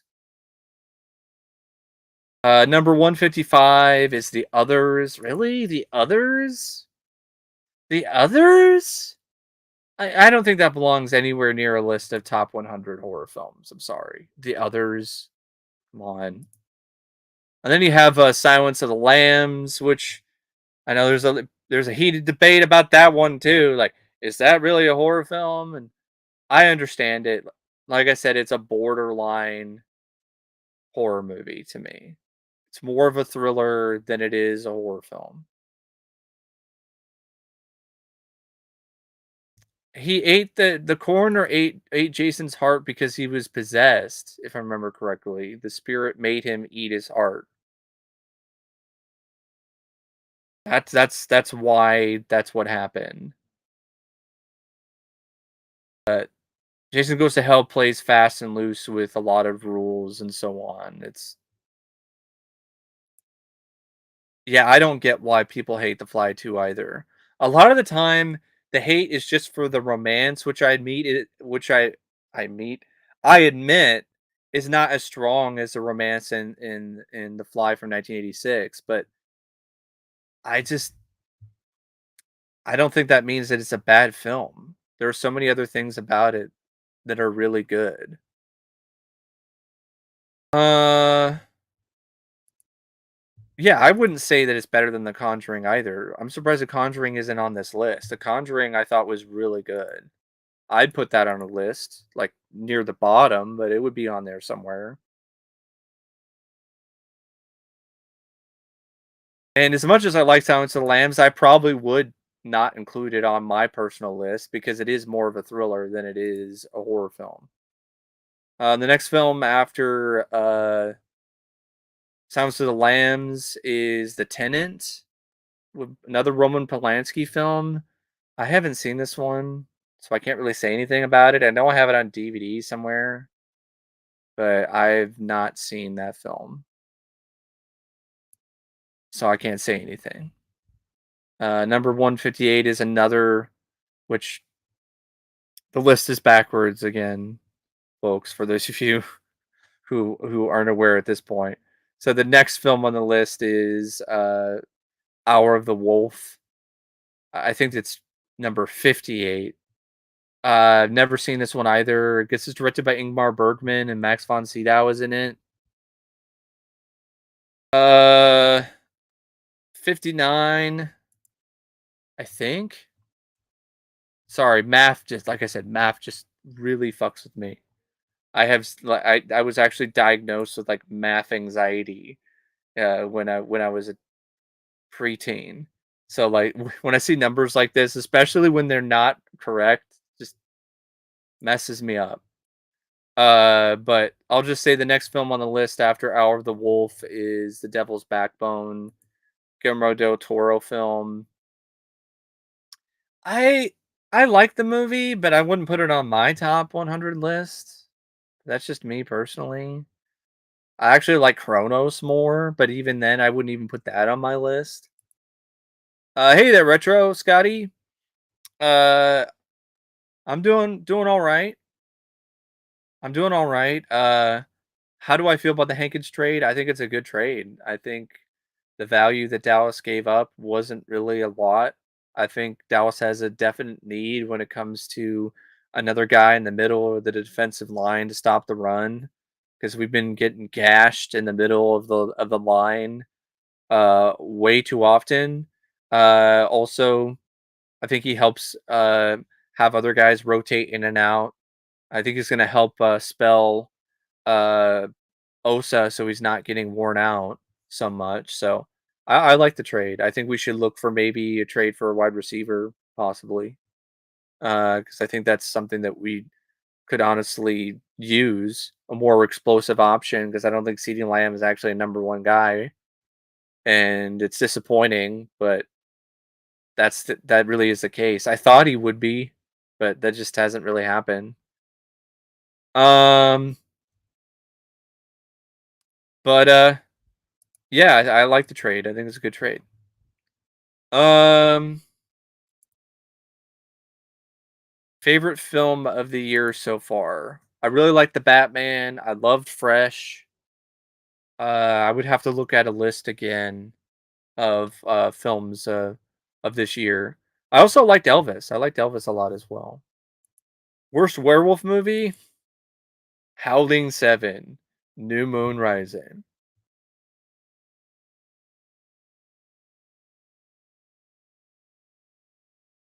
Karen Moron. Kellen Moore, I think he's better than some people make him out to be, but he's also not as good as a lot of other analysts are making Kellen Moore out to be. He definitely needs to get some better schemes.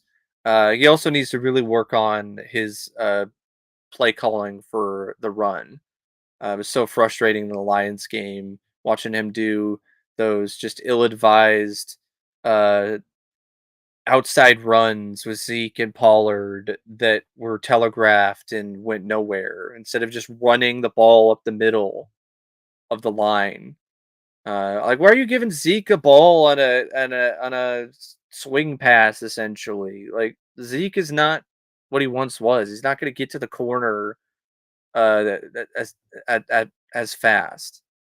Um, yeah, Top Gun Maverick is also on my list as well. I really enjoyed that one. Worst vampire film. I don't know. I'd, I'd have to think about it. It might be the Dracula, the first original living vampire, the next Dracula movie I'm gonna watch. But the next film on the list that I'm still looking at is Possession from 1981. Andrzej Zulawski film starring Isabelle Adjani and Sam Neill. It's one that I've heard about, but I haven't seen. I have not seen that one. I do have it on Blu-ray, but I haven't seen it yet. I've heard it's a pretty trippy, weird, crazy film though. The next film though, I'm glad it's on there. I really am glad that Jacob's Ladder is on this list. It deserves it. The film deserves so much better anyway. I mean, it doesn't even have a 4K release. It doesn't have a new remaster. It doesn't have a special edition with new interviews with cast and crew. To me, Jacob's Ladder is one of the best horror films in the 90s. It's really quite a powerful, gripping, strong film. Love it. Such a classic. Deserves all the recognition and more for Adrian Lynn's direction and Tim Robbins' performance and even the supporting role by Danny Aiello. So if you haven't seen Jacob's Ladder, I cannot recommend that enough. Yeah, I heard about that. That fucking Ouija is getting, yeah, Ouija is getting a 4K. What the fuck are you doing, Scream Factory? Who the hell is asking for a 4K special edition of Ouija? Give me a 4K special edition of Jacob's Ladder. Why the fuck is Ouija getting a collector's edition of 4K? Film sucked ass. I'd rather see Lights Out get a 4K over Ouija if we're talking about horror films from around that time period, because Lights Out was actually good. At least had a really cool gimmick that looked great on the screen. That film really surprised me. Smile, not really. Like I'll give it a watch someday, but I wasn't really as enthusiastic or as impressed with the concept of it or the trailer. Um,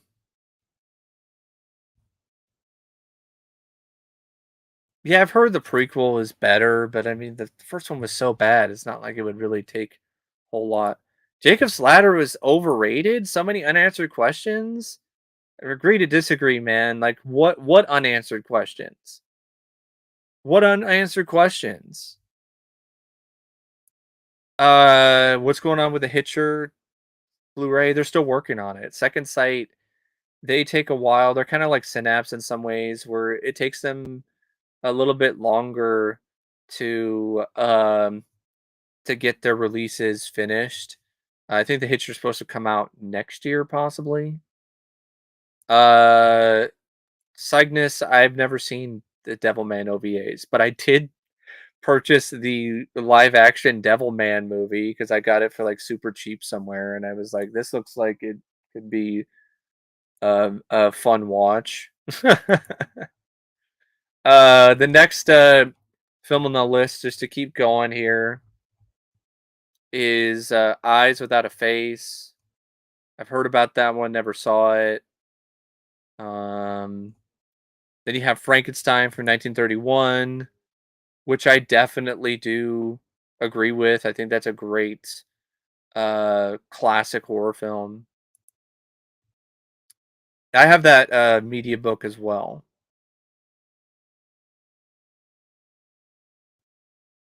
Boomstick, you're right. That's exactly what Jacob's Ladder is ultimately about.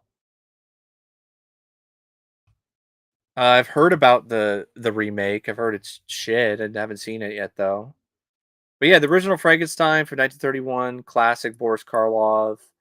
One of my all time favorite Universal monster films. Hitch a remake. I'll quote my friend Matt. It's The Bitcher. Like, film's so bad that you'll find numerous things to bitch about it after it's over. Sean Bean was horribly miscast. I find it insane that that film was like out of print on Blu-ray, and now people are like paying a crazy amount of money just to own a shitty remake. I wouldn't even pay 10 cents. I'm fine with. I wouldn't even want it for free. I'm fine with a DVD of the Hitcher remake. I don't fucking need the film on Blu-ray. I'm not paying $100 for the Hitcher remake. Fuck out of here with that nonsense. Uh, I'm surprised that Scream Factory isn't going to announce a collector's edition of that piece of shit. But yeah, the next film on the list is The Wicker Man. The Wicker Man is an acquired taste. It really is. It's one of those films that definitely is of its time, but I don't mind it. I liked it all right. The thing is, though, it isn't a film that I would put on my top 100 because I wasn't as big of a fan of it as other critics are. But yeah, The Wicker Man. Then after that is Carnival of Souls, a film that I've heard of but still haven't seen. Then you have Bride of Frankenstein, which is definitely one of the best, arguably the best sequel when it comes to Universal monsters. When it comes to the that particular franchise, and then of course you have Hereditary. Of course, we have to have that one on here too. There's another one I don't get the praise for. I don't understand. It's another one of those films where the writing is so much worse than people make it out to be, especially when it comes to writing characters that are strong enough to actually make you care about them. It makes a grave mistake by having Nat Wolf's character, who's an unlikable, just whiny prick, and it makes him the focus of the finale where he's being tormented by demons and there's no suspense. There's no tension at the end of the film because you don't give a shit what happens to this guy. You don't care if he gets possessed. You don't care if his mom, who's possessed, cuts his head off with piano wire. You don't give a shit about any of that because this character is so poorly written in terms of making you give a shit about his plight or what happens to him. And I know that's technically the point because he's a bad person or he's a perfect conduit for the demon, but that doesn't make for a very effective climax. Also, Hereditary is one of those films when it comes to the human horror, when it comes to the bits that deal with the horror of hereditary mental illness, that's where the film shines. And that's where the film honestly should have remained. When it goes into the supernatural area with demons and the Demon King, and you have Nat Wolf at the end with a fucking crown that honestly makes it look like he's cosplaying as Jughead from the Archie comics. that's really where the film just completely just loses itself. It sucks when it comes to being a supernatural horror film. When it's being a psychological horror film dealing with the real life horror of hereditary mental illness, it's actually effective. When you have the horror of allergies, for instance, which is a real horror that people have, and it ties into that little girl who ate something that had something in it that made her deathly ill.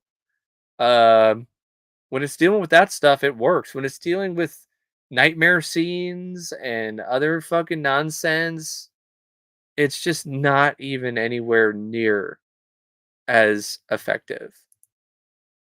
Yeah, my sentiments exactly. Which one was worse, Hereditary or Midsummer? Midsummer. So Hereditary had some moments where I actually was somewhat invested in some of the characters, at least Tony Collette's character initially, but then they kind of fucked that up. Uh, and yeah, the card decapitation that definitely was one for the books. But yeah, it is a metaphor about mental illness. But the thing is, they fuck it up by not just focusing on the mental illness aspect and just making it into some generic, contrived demon cult movie. No, I haven't seen Pearl yet. I have heard though it's better than X, which I mean, I'll definitely take that. I wasn't a fan of X. No, I haven't seen a Serbian film. I don't want to see a Serbian film. Well, the Blob 88 is not going to be on this list because it's cheesy or it's corny or it's not good enough. Hereditary, Midsummer, and all of those films, those would be on the list, but not the Blob remake, which I think is bullshit. I saw that in a theater with a packed crowd recently, and the majority of the people in the audience just had an amazing time. Yeah, it's a crowd pleaser, but it's a really good crowd pleaser. And to me, belongs on a list of best horror because I think it's actually one of those few horror remakes that is legitimately better than the original, alongside The Fly from 1986. Because The Thing from Another World, I think is actually pretty good, pretty solid film for the time. Where The Fly and The Blob, they haven't really aged as well to me.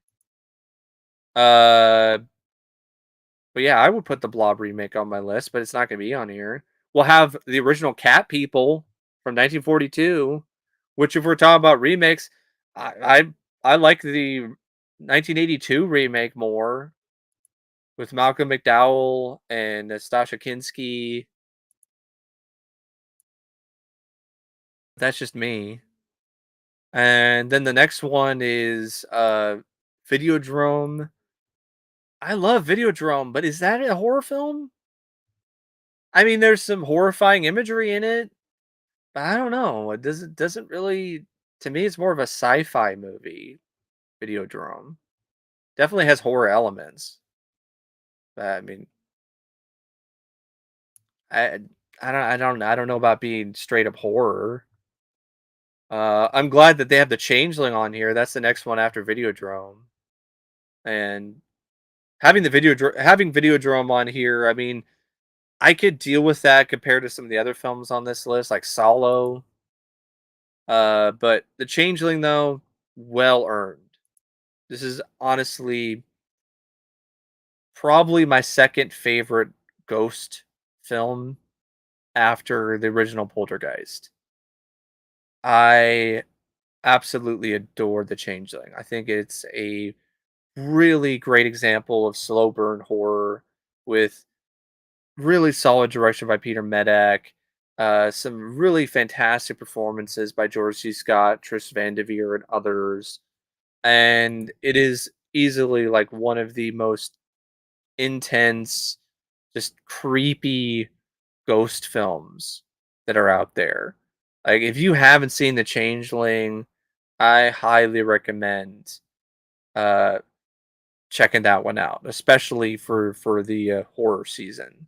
Um, so yeah, The Changeling is a classic to me. Love it. Glad it's on this list. Then we have The Birds by Hitchcock. I like The Birds. I do. I don't mind The Birds. Um, I wouldn't put it on a top 100, especially not this high. And that's another one I disagree with, man. Like, I didn't think it sucked balls.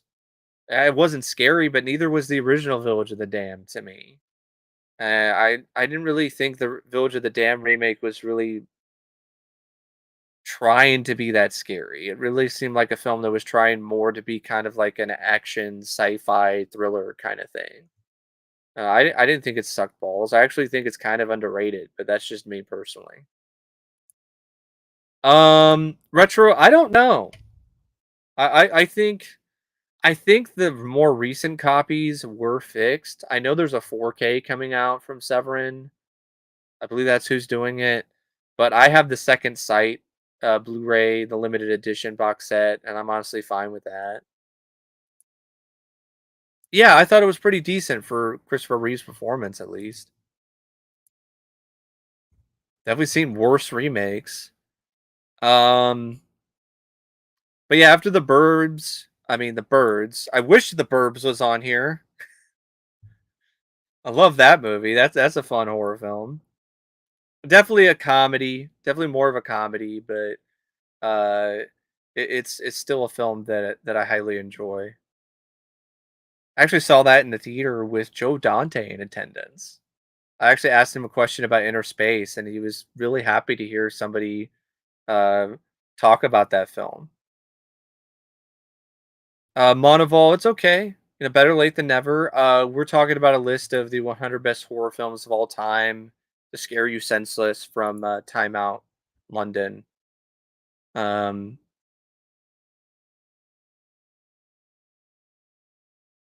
so yeah, The Village of the Damned it was decent. It wasn't perfect, but it was decent. I had fun with it. The Evil Dead though, classic. Definitely belongs on a list like this.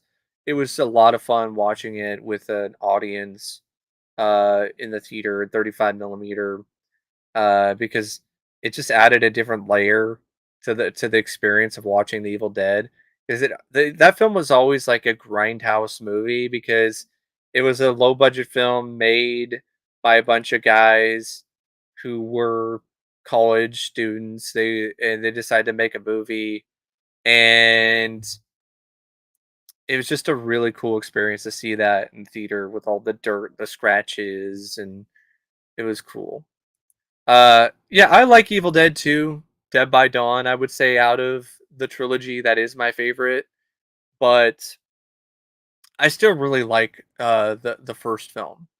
I think it has some really creative, just absolutely spooky, creepy as hell sequences in it, and it's definitely more of a straight up horror film than the second movie. But it still has comedy elements, which I wasn't really as aware of until I watched it with an audience because there are some scenes in the first Evil Dead that are pretty hilarious.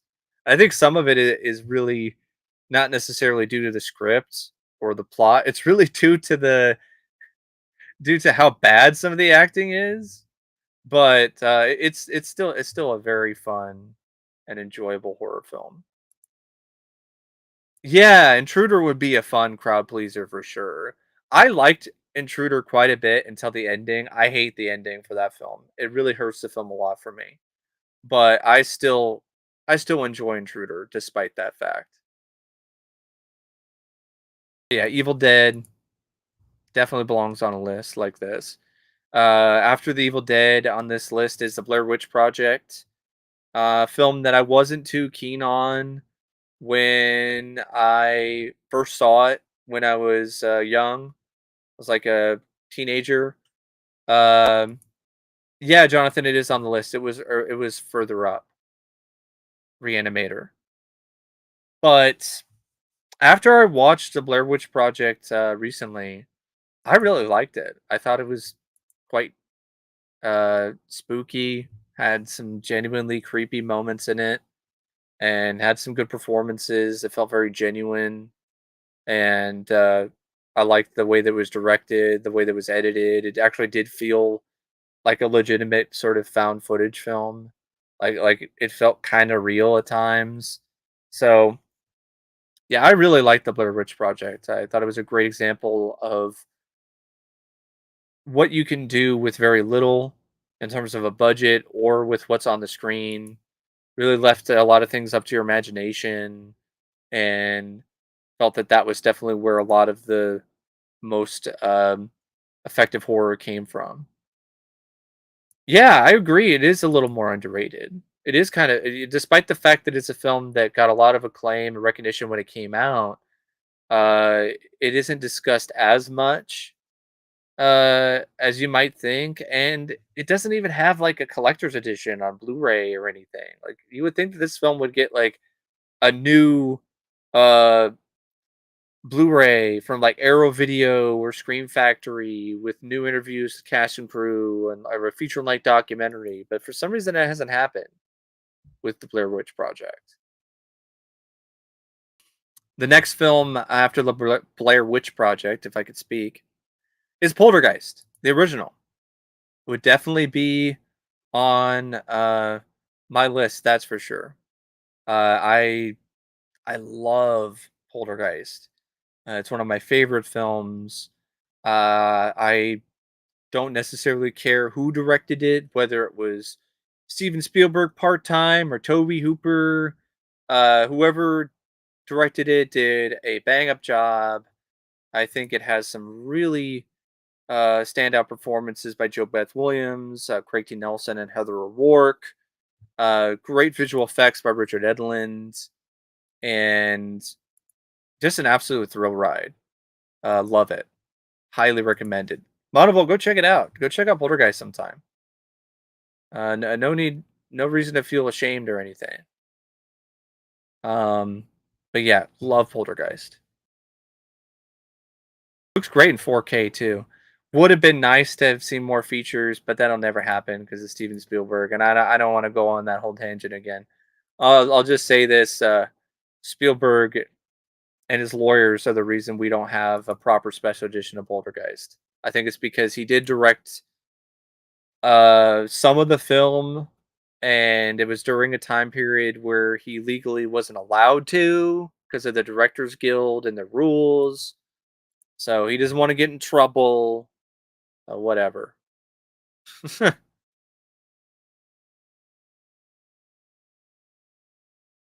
I mean, I definitely do.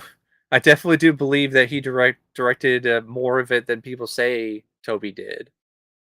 I think that's really taken a lot away from Toby and his work. I mean, I watched Sam's Lot recently for the first time, and I really did see some aspects of Poltergeist visually in the direction for that. Okay, Jonathan. I don't, hate's a strong word. I don't care for the word because people tend to misuse it. Uh, they use the word to describe how something is like bad or dated, and cheesy to me is something that is really honestly a word that I see more used for like a B movie from like the 50s or like something you would see in Mystery Science Theater 3000.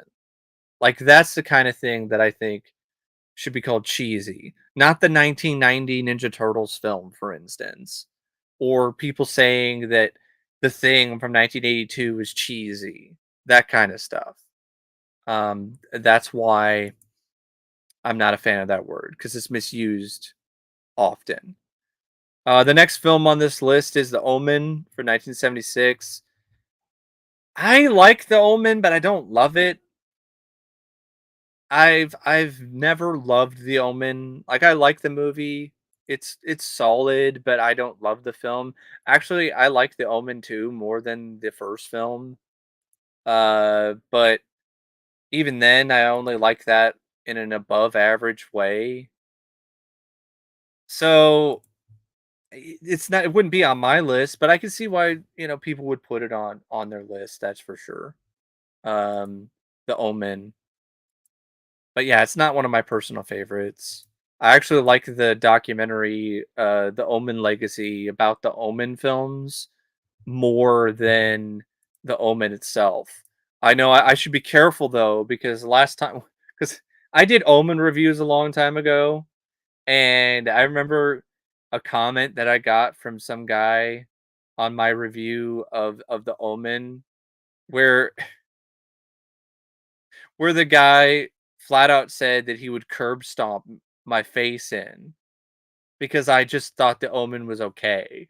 I liked the film, but I didn't love it. And the guy was like, "I'm gonna curb stomp you, you motherfucker, because you didn't like The Omen. You don't love The Omen and call it a masterpiece." I'm like, "Whoa, calm down, man. Take a chill pill. Shit." But yeah, The Omen, it's fine. Next film on the list is Freaks from 1932 by Todd Browning. Another one like I like all right, but I don't love. Like I honestly wouldn't put it on my list either, but I do respect the film for the risks that it took, especially for the time. Another film that I respect and appreciate is Nosferatu from 1922, which is the next film on the list. But I am not a super big fan of the original Nosferatu, so I wouldn't necessarily put it on my list. I'm not even a super big fan of the 1979 Nosferatu with Klaus Kinski. Um, hey, give it a shot. Good luck. It's definitely not going to be anything like Beetlejuice. Uh, I actually liked the film. I think it's called Symphony of the Vampire. I like that one better when it comes to like a Nosferatu film. It was really interesting, and Willem Dafoe did a great job playing Shrek. The Element, yeah, the Element is fine, but I also prefer other um um Richard Donner films. Yeah, Omen 4 was a piece of shit. It was terrible. Directed by the guy who did Halloween 5. And if I remember correctly, I think he got fired. He got fired by the production at one point, which is saying a lot since it's a TV movie. You have to do really bad to get fired from a TV movie. The remake, it sucks. You didn't really miss much. It's a shot for shot remake of The Omen for the most part. One of the most hilarious scenes in that film. It's so inept. It's so lazy. You know the scene in The Omen where Damien's on the bicycle, he's on the tricycle. They essentially remake that entire scene, but instead of Damien being on a tricycle, he's on a razor scooter. Just instantly dates the remake just by that scene alone. Yeah, it absolutely is better than the lame ass remake. Yeah, Monoval, fuck Halloween 5. Um, and as for the other Omen sequel, Omen 3, I didn't care for the final conflict. There is no final conflict. Where is the conflict? There's no final conflict. Jesus's ghost or spirit shows up at the end and then end credits. Like no, you don't see any final conflict. All that build up between the battle between Antichrist and and Jesus Christ, and you don't see anything. There's no final conflict whatsoever.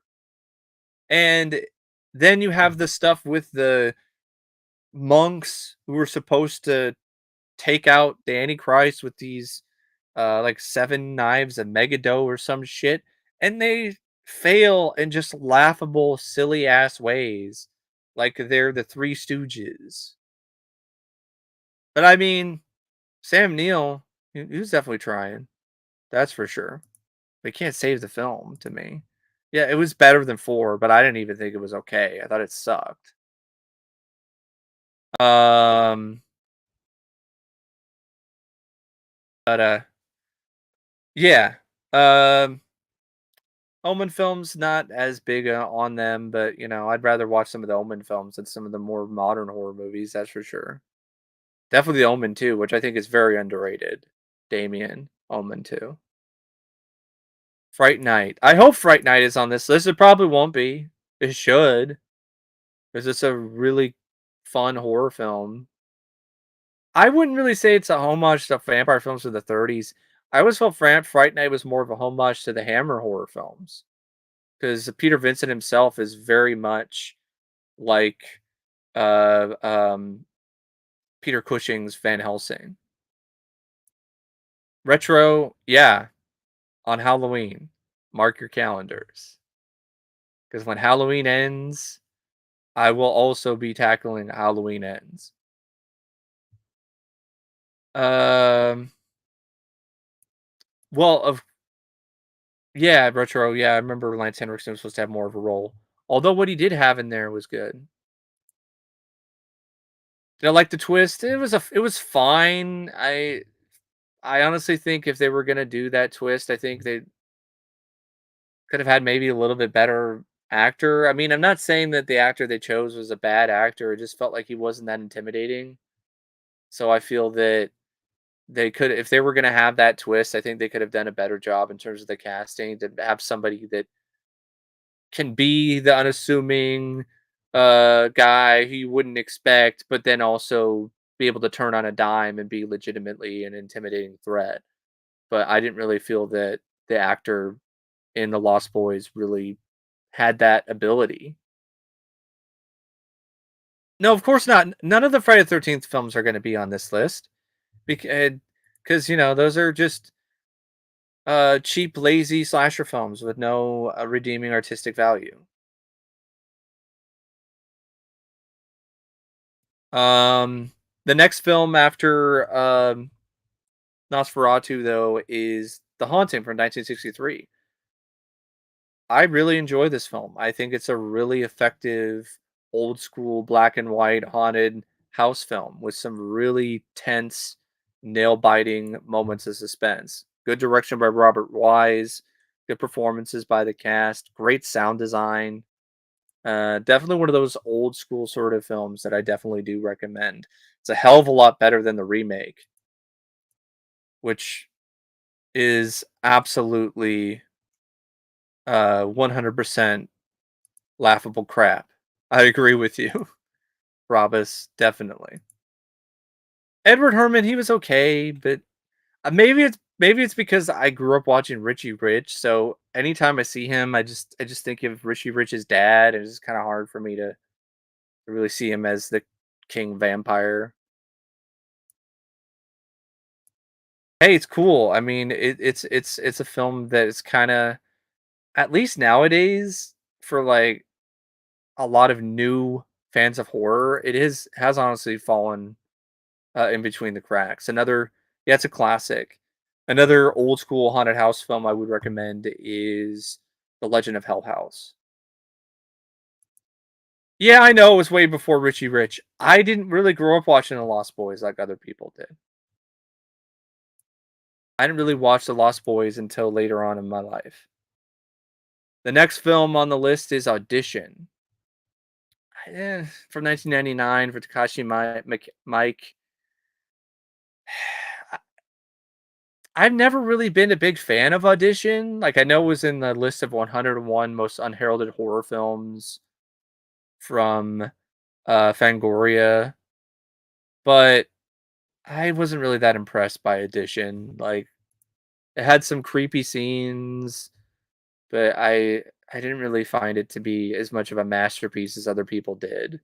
I think it didn't help either that I didn't really relate to or connect to anybody, so it just made it kind of boring. But that's just me. I mean, the next film on the list, I definitely would put up there. Hey, thanks for the donation, Bobby. Thanks, appreciate it. Appreciate your support. Um, Yeah, a lot of people haven't really heard about Audition. It's kind of an obscure film. But a lot of people who are fans of like cult horror, they've definitely been aware of that one. But yeah, Nightmare on Elm Street, that's the next one on the list. The original, not the shitty remake, which I still don't understand why people defend that movie. To each their own. I mean, I guess I get it. People like different things, but I don't get why the remake gets a pass from some people.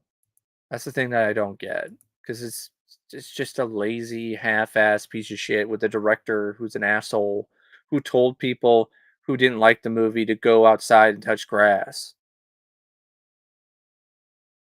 Um, but yeah, Nightmare on Elm Street. I wouldn't necessarily say it's my favorite slasher ever, but it's definitely up there. Um, really great slasher film with really solid direction by Wes Craven, great performances by the cast: Heather Langenkamp, John Saxon, Robert Englund, young Johnny Depp. Great creative kills, really cool concept and idea. Um, yeah, exactly. Yeah, the director Samuel Bear Aspirin saying that people who didn't like the remake of Nightmare on Elm Street need to go get a life and go touch grass. We weren't that far off, dude. You didn't direct shit afterwards. And yeah, the and no one else can be Freddy. I don't buy this idea that anyone else could play Freddy Krueger and Robert Englund is just a guy who played the role. Like I don't buy that. Like to me, Robert Englund, what he brought to that role is just so iconic and so integral to the success of that character that I don't think anyone else is really gonna come close, and I don't really think we should even bother with any Nightmare on Elm Street films without Robert Englund. And I definitely don't think that we should get another one anyway, because the franchise is fine. We don't need another Nightmare on Elm Street film from Blumhouse that's like a real sequel to Nightmare on Elm Street that ignores the other ones, like what happened with Halloween 2018. We don't need a Halloween 2018 member berries approach to Nightmare on Elm Street. And we definitely don't need any more of Sling Braid Freddy. See, I can't. I'm so upset about Sling Blade Freddy. I can't even speak clearly right now. What are you screaming for? I haven't even cut you yet. Mm-hmm. Fucking trash. Yeah, he is. He's a good actor, but he's not Freddy, and he was not good as Freddy. Billy Bob Kruger. But the original, classic. Love it. Another thing that was bad about the remake is Naomi Rapace. I think that that's the other. Is that the same? No, it's. Is that who it is? Sorry, I need to remember. I need to look it up. I might be getting confused with like Prometheus or something. Different actress. Um. The Rooney Mara. That's it. Sorry, because Rooney Mara was in the remake of Girl with a Dragon Tattoo. That's why. That's that's why I was thinking of her, and that's why I was thinking Naomi Rapace, who was I think in the original Girl with the Dragon Tattoo. But yeah, Rooney Mara was horrible. She was a fucking flat ironing board in that movie. That's the facial expression of a toilet. Yeah, terrible, really bad. Of course, it almost had a sequel, but it never happened. Yeah, I'm glad it didn't happen. You know what I wish did get a sequel was the Friday the 13th remake. And they were gonna do one, and it was gonna be Jason in the Snow, and that would have been awesome. And better than Womp Stomp Films Never Hike in the Snow. Even though I haven't seen that yet, there's no way it would that that was gonna hold a candle to the theatrical sequel that they were thinking about doing. Yeah, I mean, I get the sentiment, especially what they're doing now, just resurrecting these old franchises and just propping them up like corpses with marionette strings when they should just rest in peace. The next film on the list, going back to the list, is Let the Right One In. I actually saw this film for the first time recently, and I wasn't really that impressed by it. I didn't think it was a masterpiece. Thought it had some creepy elements, some moments in it that were effective, but I thought it was overlong. I thought it was kind of dull. I didn't really care that much about the romance, especially when you find out about the twist. Spoilers for anybody who hasn't seen it.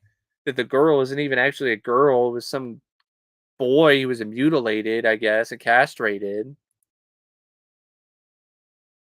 Um, so it was some vampire boy who was then, I guess, turned into a vampire girl by her caretaker or some shit. Because that's what I've heard. That's what it. That's what happened. I'd like to see the remake though. Let me in because it sounds like it might have a little more potential. I know the original has all this high praise, and I just I didn't really care for it. I mean, that's not really fair. I don't think it's like an elementary school version of Twilight, but it's just one of those things where I just wasn't really as enthusiastic about it as other people. Now, the next film on the list, though, The Fly from 1986, love it. Definitely would be on my list. Even though, yes, it's sci fi, there are some distinct horror elements in this. I mean, when Seth mutates into Brundlefly, it's some of the most horrific stuff you will ever see in any film. And it's just one of the most emotionally strong, powerful horror films I've ever seen. The way that everything culminates and ends with Seth becoming more insect than man, and then having his girlfriend, the love of his life, have to blow his head off. It's just such a intense and just powerful, gripping film. And the grossness of it and the horror is just very visceral and intense, and features Jeff Goldblum's best acting performance in my opinion. And then you have like the score. Yeah, I agree. I agree. I think it's his best performance as well. And then you have the score by Howard Shore, which is just spectacular. Love it. Great film. If you haven't seen it yet, highly recommend it. Um, right up there with John Carpenter's The Thing and the Blob remake from 1988. When it comes to being up there with some of the best remakes. Yeah, great effects by Chris Walas.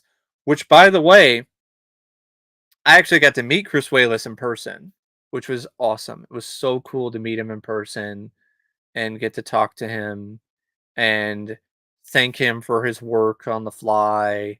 And I also gave him a lot of props for his direction in The Fly too, because I think he deserved a lot more credit for his direction in that film, because he did a great job directing The Fly too, and he really appreciated it. And I even got his autograph, and he drew a little gremlin. So yeah, it was really cool to be able to meet Chris Walas and to see The Fly in the theater in 35 millimeter. It was awesome. It was an awesome experience. Um, yeah, it's a great film. Reminds me, I need to watch that again. I need to do another review. Really? Whatever, nostalgia critic. Has he seen The Fly? Maybe if he saw The Fly, he would change his mind. I would be shocked if he hasn't seen The Fly. But yeah, after The Fly is The Evil Dead 2. I mean, can't argue with that. Evil Dead 2, Dead by Dawn. That's an excellent horror film. It was a absolute blast watching that in the theater as well with a packed crowd. Um, such a great blend of horror and comedy. That whole scene where Ash is in alone in the cabin and everything's going haywire, and even the moose on the wall was laughing at him. And the lamp is laughing. It's just hilarious, absolutely hilarious, and just some really badass moments too. He gets the chainsaw, puts it on his arm, and cuts up the deadite. You know, I'll swallow your soul. I'll swallow your soul. Swallow this. Just blows its head off. And of course, the physical comedy. I mean, Bruce Campbell is such a great physical comedian. He really is. Stuff where he's just flinging himself around, smashing himself with plates. Just classic. It's great. Yeah, definitely, definitely a classic. And I love the scene too where he cuts off his hand and then his hand is running around like a twisted evil version of thing from Adam's Family, and like flips him off. And then it turns into like a cartoon, like a Tom and Jerry cartoon almost, because the hand is like hiding in a mouse hole, and and Ash is trying to find out where it is and shoot it. Yeah, it's great. Yeah, it's definitely one of my favorite comedies as well. So it's a really fun comedy as well as a fun horror film. Yeah, that one too. Give me some sugar, baby. But that's actually from Army of Darkness, if I remember correctly, which I also enjoy. I would have that on my list. I'm surprised it's not on here. Even though, I mean, it's more of a fantasy action film in the vein of Big Trouble in Little China, but I would still have it on a list than of top 100 horror films than some of the other shit I've seen on here. Yeah, it really is full of creativity and it's so goddamn fun to watch. Is a great way to put it. The next film on the list is An American Werewolf in London. Speaking of horror films that would be on my list, that would be on there too. That would be pretty high up there. I fucking love this film. I've always been a fan of this movie ever since I saw it when I was like a teenager. The effects by Rick Baker are just stunning. It's hilarious. The naked American man stole my balloons. It's twisted. The whole stuff with Griffin Dunn, who plays David Naughton's friend, who comes back from the dead and is warning him. Um, that stuff is hilarious when he's all in varying degrees of decomposition, and there's just some insane, crazy, fucked up, weird shit too. Like this whole scene with the Nazi werewolves, and it happens after uh David Naughton's character like passes out watching the Muppets. It's just the craziest shit. I love American Werewolf in London. It's pretty sad too, genuinely tragic, and has some moments in the film, like especially at the end when ultimately he has to get shot to death. David Naughton's character. It's actually really sad, especially when Jenny Agutter is there, her character, and she's crying.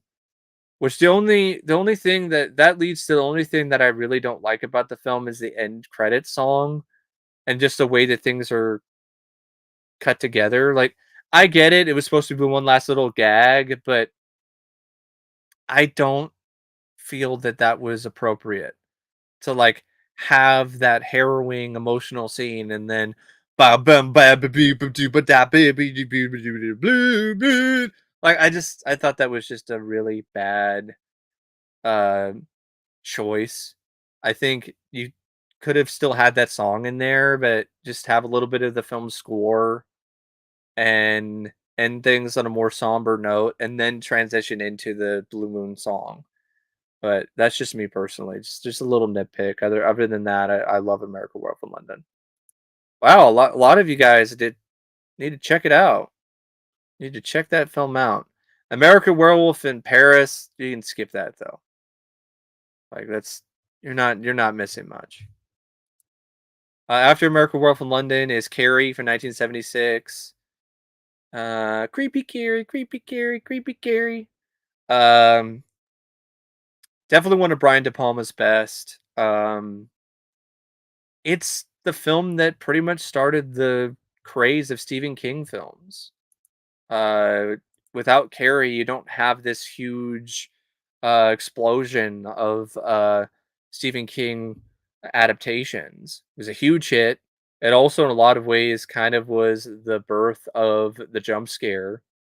Um, Cornholio, I don't really know what number I'm on because they fucked up and did a weird thing with this list where they're counting down or counting up for some reason from 199, 199. So I don't know what number we're on, but we're almost to the end of the list, I think. But yeah, Carrie, I I I don't know if I would say it's the best adaptation or it's my favorite Stephen King film, but it's definitely up there. Absolutely up there. Um just a really phenomenal film in a lot of different ways. I mean, Brian De Palma's stylish, slick direction, Sissy Spacek's genuinely Oscar-worthy performance, along with Piper Laurie as her mother, Amy Irvin, Nancy Allen, John Travolta has a big role in it. Um, thank you, 15, number 15. That's where we're at. Um, yeah, Carrie is a classic. I still haven't seen the newest one though, with Chloe Grace Moretz. I haven't seen that one yet, and I don't think I've seen the one with Angela Bettis either. I've seen The Rage Carrie 2. I saw that a while back, and it was okay, but I never really felt that it was a good film by any means. Next up, I guess, is number 14, The Innocents from 1961, directed by Jack Clayton. Never seen it. I've never seen The Innocents. I can't really say anything about it. Um, Then we have number 13, which is Don't Look Now from 1973, directed by Nicholas Roeg, featuring Donald Sutherland. It was voted the best British film of all time by some poll. I like Don't Look Now, but it wouldn't be on my top 100. It's a good film. It's got some good performances, especially by Donald Sutherland. It's got some creepy scenes, some nice atmosphere. But I don't I wouldn't personally put it that high. Um, Especially not um within like the top 20. I probably wouldn't even put it on the list. I know some people might think that's crazy, but I wouldn't because I like the film, but I don't love it enough that I would put it on my personal best list of horror films. I mean, my list would have films like Shocker on it, which I know some people would find to be ridiculous, but I love Shocker. It's finger looking good, and it's better than a lot of other films on this list. Yeah, the next film, number 12, is Night of the Living Dead, the original. I respect this film. I appreciate it. I give it a lot of props for, in a lot of ways, kickstarting the zombie genre that we know and love, at least the way that we have grown to love it over the years. I also give it props for the social commentary because it was ahead of its time in that regard. But I'm not a big fan of this film. I've always found it to be pretty dull. I the ending, the way it is, like I get it, but it doesn't make for a film that I really like to watch a lot. And I don't really didn't really care for a lot of the characters, and I think the performances were really that great. So yeah, I'm not a big fan of the original Night of the Living Dead. I like the 1990 film a lot more. That would be on my list because I wouldn't even have the original Night of the Living Dead. I know some people would be like, "Well, that's not right." Like I wouldn't. Honestly, I wouldn't have it on my list because I don't really care for the film that much. I like the remake more. I think it's a better film by Tom Savini. And of course, Dawn of the Dead, that would be on there because that's a much better movie. But I get why it's on there, but it wouldn't be on my list. The next film, number 11, is Suspiria from 1977. Um, would be on my list for sure. I'm actually going to get to see that in the theater in December, and I get to see Goblin live in concert afterwards. I'm super pumped for that. I've honestly never seen a live concert, so it's really cool to have like my first live concert be Goblin. Um, because I love Goblin's music that they put together for the Dario Argento giallo horror films. No, Chase, ET's not on the list, but I know for some people it should be because ET scared the shit out of them when they were kids. They didn't find him cute at all. Why does It Lives Again have an alternate title? It's Alive too. I don't know. I don't know what the story is. Um, yeah, I mean Suspiria. It's in a lot of ways it's kind of a cult film, especially for like a specific core audience. Um, but yeah, Suspiria. I will not argue its placement on this list. I wouldn't put it this high, but it would definitely be on my list somewhere because it's got some really striking visuals in it. It's one of the most lurid horror films you will ever see, and great performance by Jessica Harper, good score, great direction by Dario Argento. I know it has like a remake. Well, I've never seen the remake.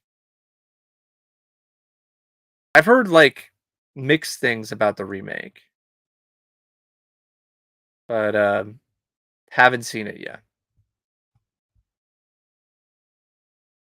So after Suspiria, I think we get to, I guess, number 10, Jaws.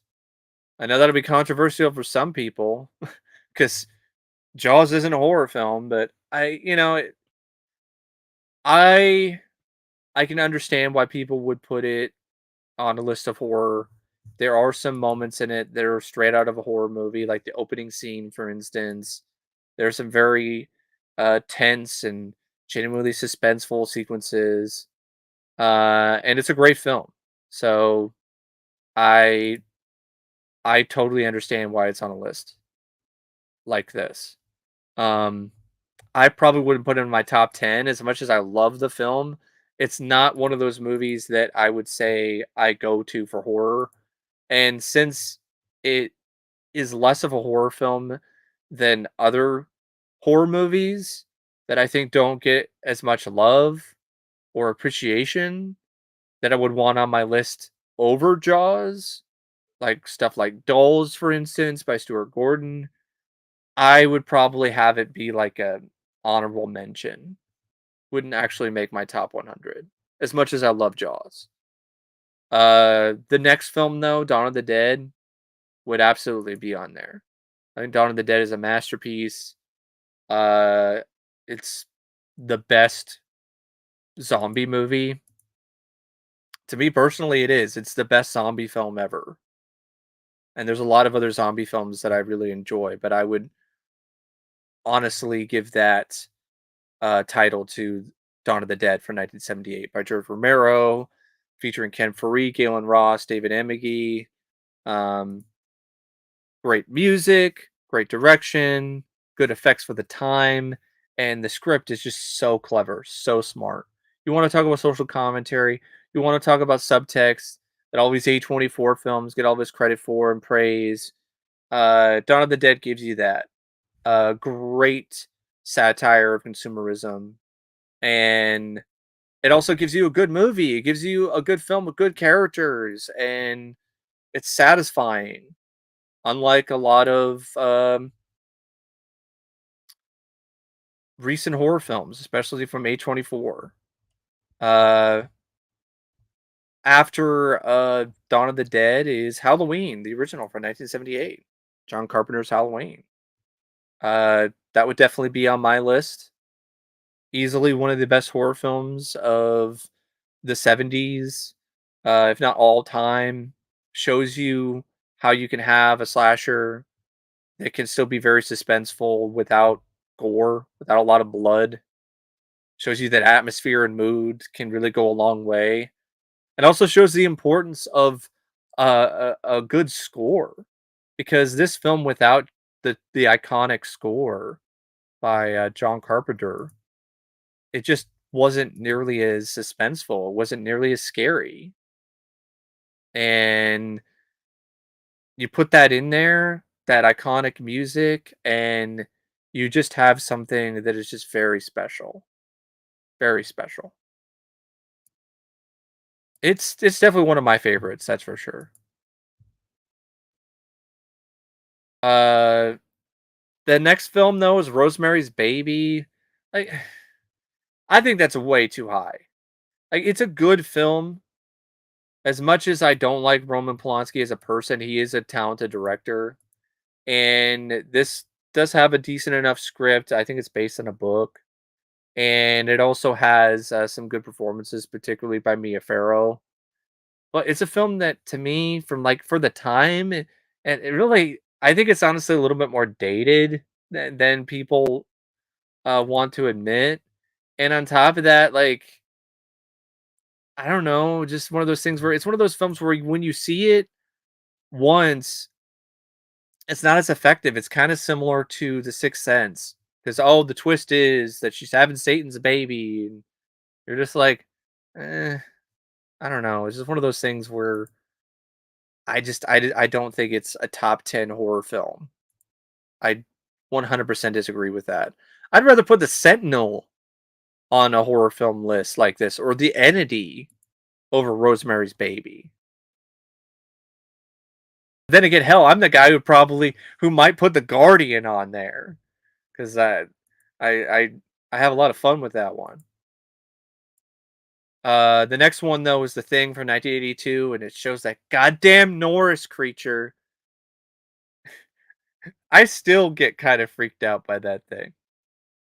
Here's a little bit of backstory, folks, on why seeing imagery of the Norris creature from The Thing freaks me out.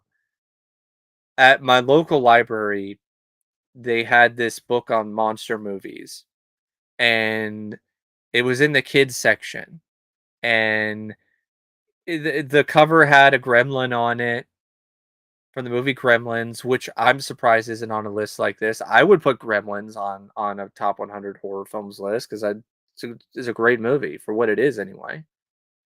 Um, but they had in this book like, oh, Gremlins, King Kong, Universal monsters, and then like in the middle, without any warning whatsoever, just a full color zoomed in photograph of the Norse creature with the fucked up crazy look on its face and the sharp teeth and the slime, and it scared the shit out of me. And so every time that I would see a photo of the Norse creature, it would just give me that kind of reaction. And so I still have memories of that in my head. So when I still see imagery of that creature, it still kind of gets me. And the thing I wound up saw I wound up seeing that finally. Honestly, when I probably shouldn't have, like I watched that film alone on a cold night in my parents' den, and I wasn't really necessarily allowed to watch R-rated horror films, but it's a movie that my stepdad had because he was a fan of, and I knew about The Thing because of that goddamn Norse creature, and I was always interested in seeing the movie, despite the fact that the photo scared the shit out of me, and so I finally watched it, and yeah, it did give me nightmares that night, but, I really enjoyed it, and then ever since, it's been one of my all-time favorites. I mean, I saw it in the theater in 70 millimeter, yeah, a rare 70 millimeter print, which is really cool. Despite the fact that I was seated in a seat that was uncomfortable, and I was like at the corner of the theater because my friend and I weren't able to get good seats. But still, just an absolutely terrific film. Love that movie. The Thing is easily worthy of being in anyone's top 10 when it comes to best horror films. After The Thing is Psycho, the original from 1965.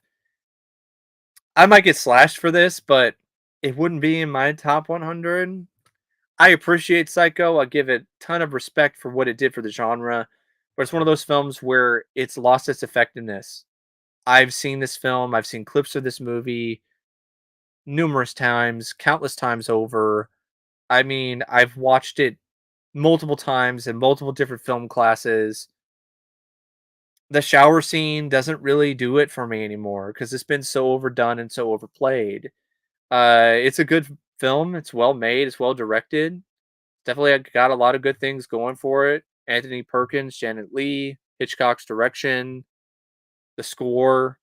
But I honestly like the sequel more. I like Psycho 2 more than the first film. And I know some people will slash me for that, but that's my honest opinion. Uh the next film on the list is Alien from 1979. Uh can't argue with that, even though it is definitely very much a sci-fi film.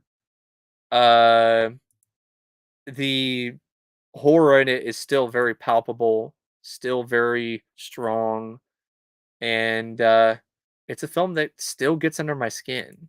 Stuff with the face hugger and just how slimy and just creepy and just unsettling and weird the xenomorph is.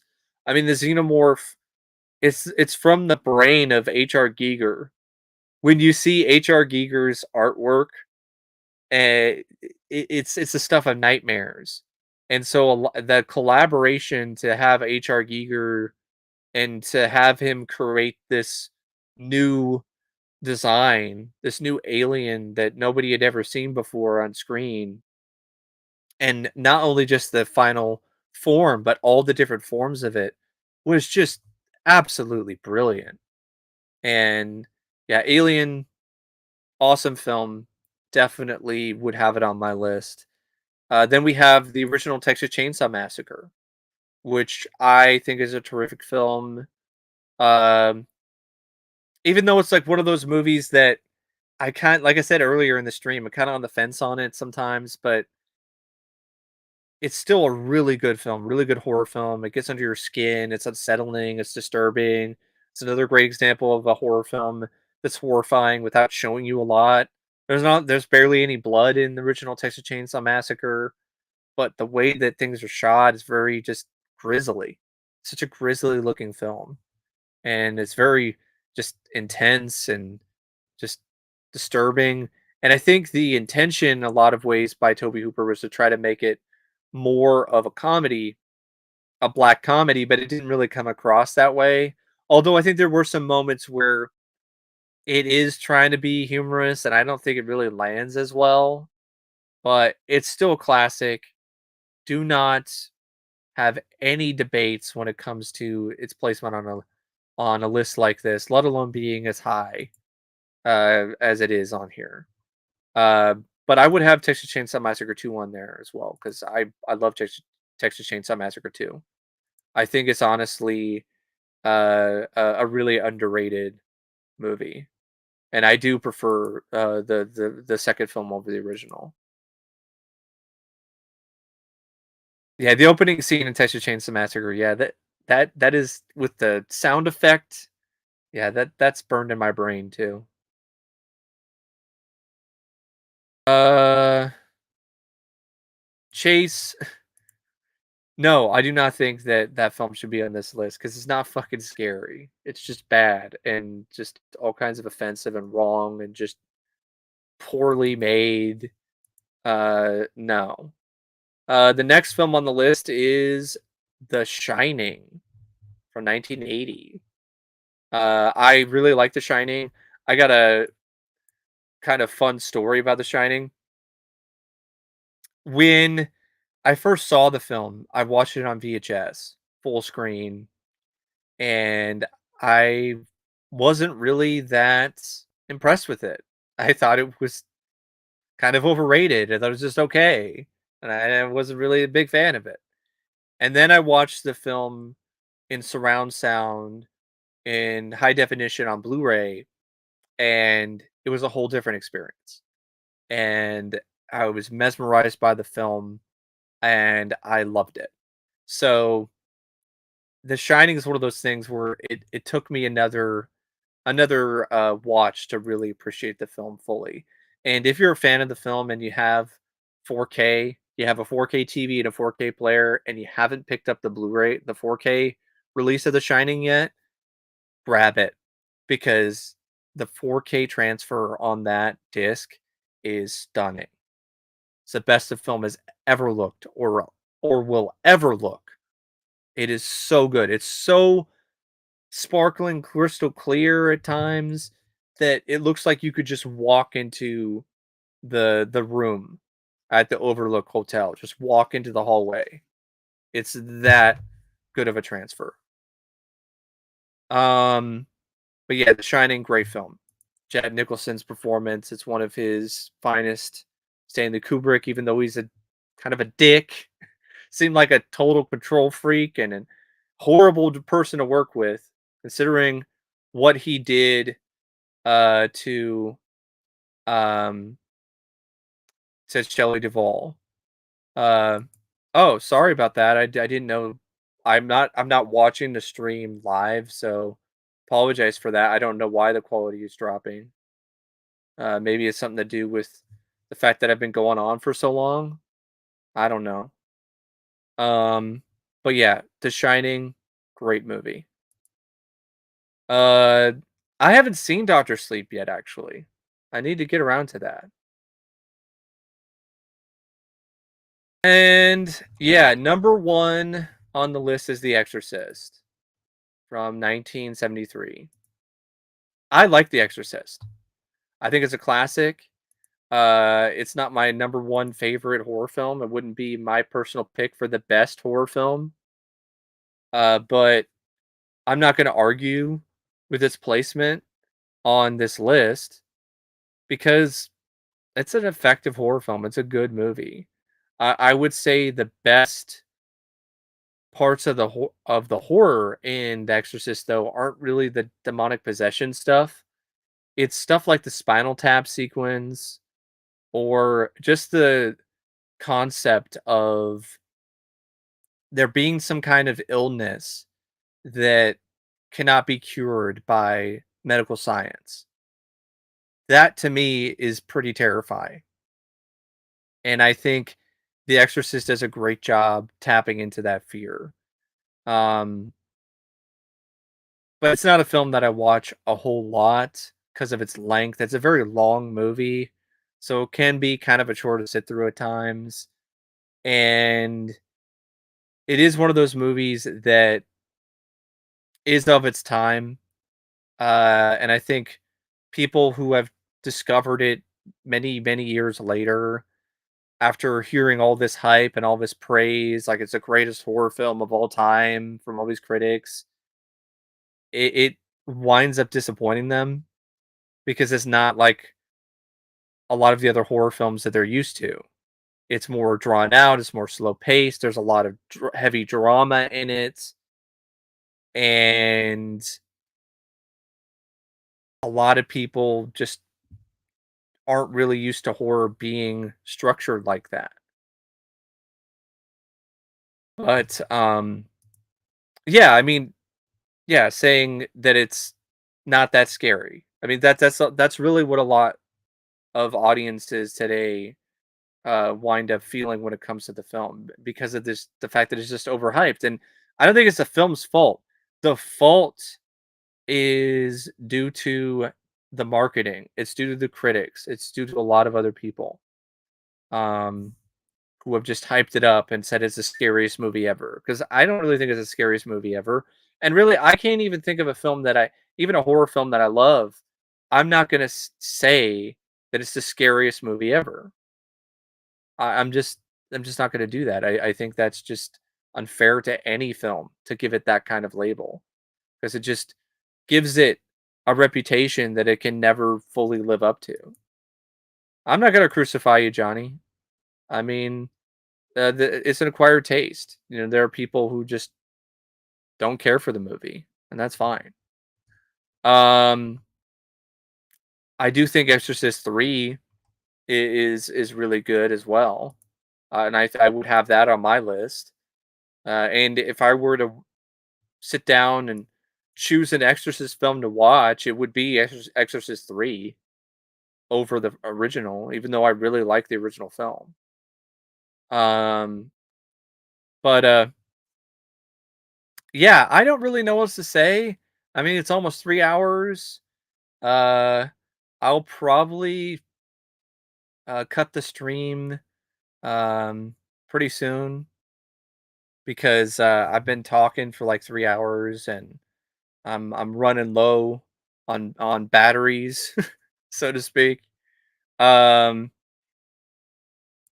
no, I don't. That's someone else. I don't love Exorcist 3, Exorcist 2. I love Exorcist 3. Got a little confused there. I don't. Exorcist 2. No, the Heretic. Well, I like the Hilaritic. Um, but yeah, yeah, low on gas. um, what does that mean? I'm like Ash in Army of Darkness. um, but yeah, might as well. I'm gonna answer a few more questions and then I'll call it a night. Once again, I want to just thank everyone who's joined me for this stream tonight. What do I think of the Exorcist prequels? Neither of them are good. Like the Exorcist, the beginning, I would say I liked more than the than Dominion, but neither were really that good. Um, or maybe it was the other way around. I like Dominion more. It's been a while since I've seen them, to be perfectly honest. What is my favorite Gothic style films? Probably stuff along the lines of like Hammer horror or like Bram Stoker's Dracula. Um, that's really more of my favorite kind of Gothic style horror. Um, hmm.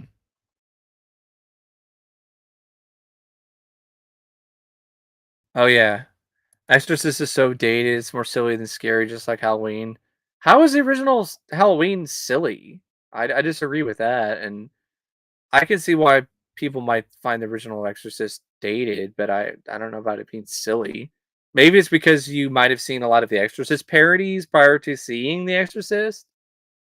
That might have affected the way that you interpret the film. Um, Favorite comic book film of the '90s, probably Batman Returns. Yeah, it wasn't a terrible list. I've seen worse lists. The sci-fi list that Timeout London did, for instance, I thought was worse. Yeah, I heard about that TV show. I want to give it a shot someday because Gina Davis is in it, and I like her a lot, and I heard she's good in it. Cool, Vampire Hunter D. I definitely need to check that out. Teach their own, man. I think the remake is better, but that's just me. Favorite horror film of the '80s and '90s. That's too hard. I have so many to choose from the '80s and '90s. I could do a whole stream just on favorite horror films of the '80s and '90s. That's actually kind of a fun idea, actually.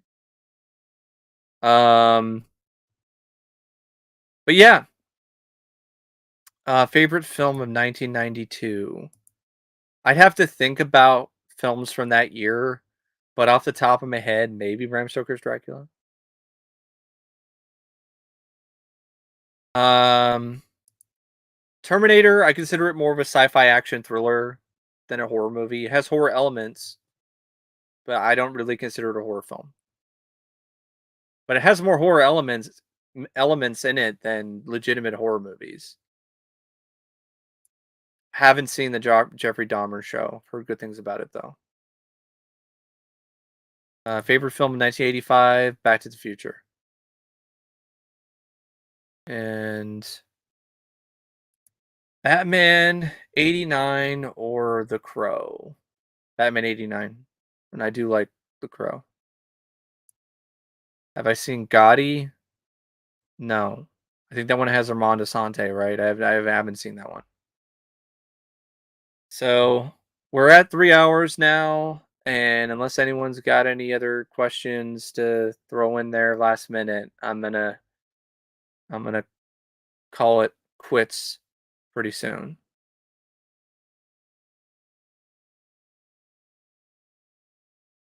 Just waiting to see if there's any stuff that pops in.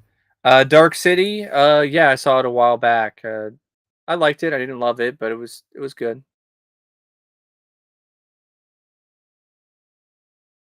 Oh no, I haven't seen that one. I've heard a lot of great, wonderful things about that Gotti though, John Travolta. So, yeah, I really don't have anything else to say except once again, thanks for joining uh the stream. Uh No, I've seen the film numerous times. I don't think they're that stupid. I don't think Savini's direction is bad.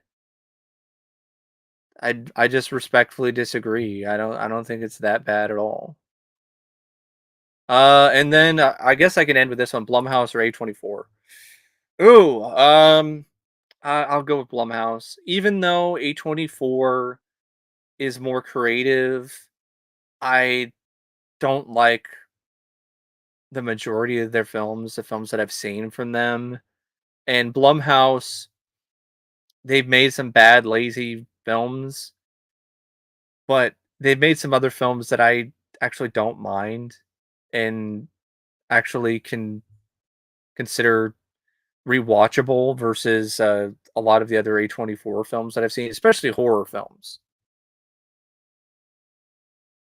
Uh, and yeah, with that, I'll call it a night. Thank you once again for joining in, and until next time, I'll see you later. See ya.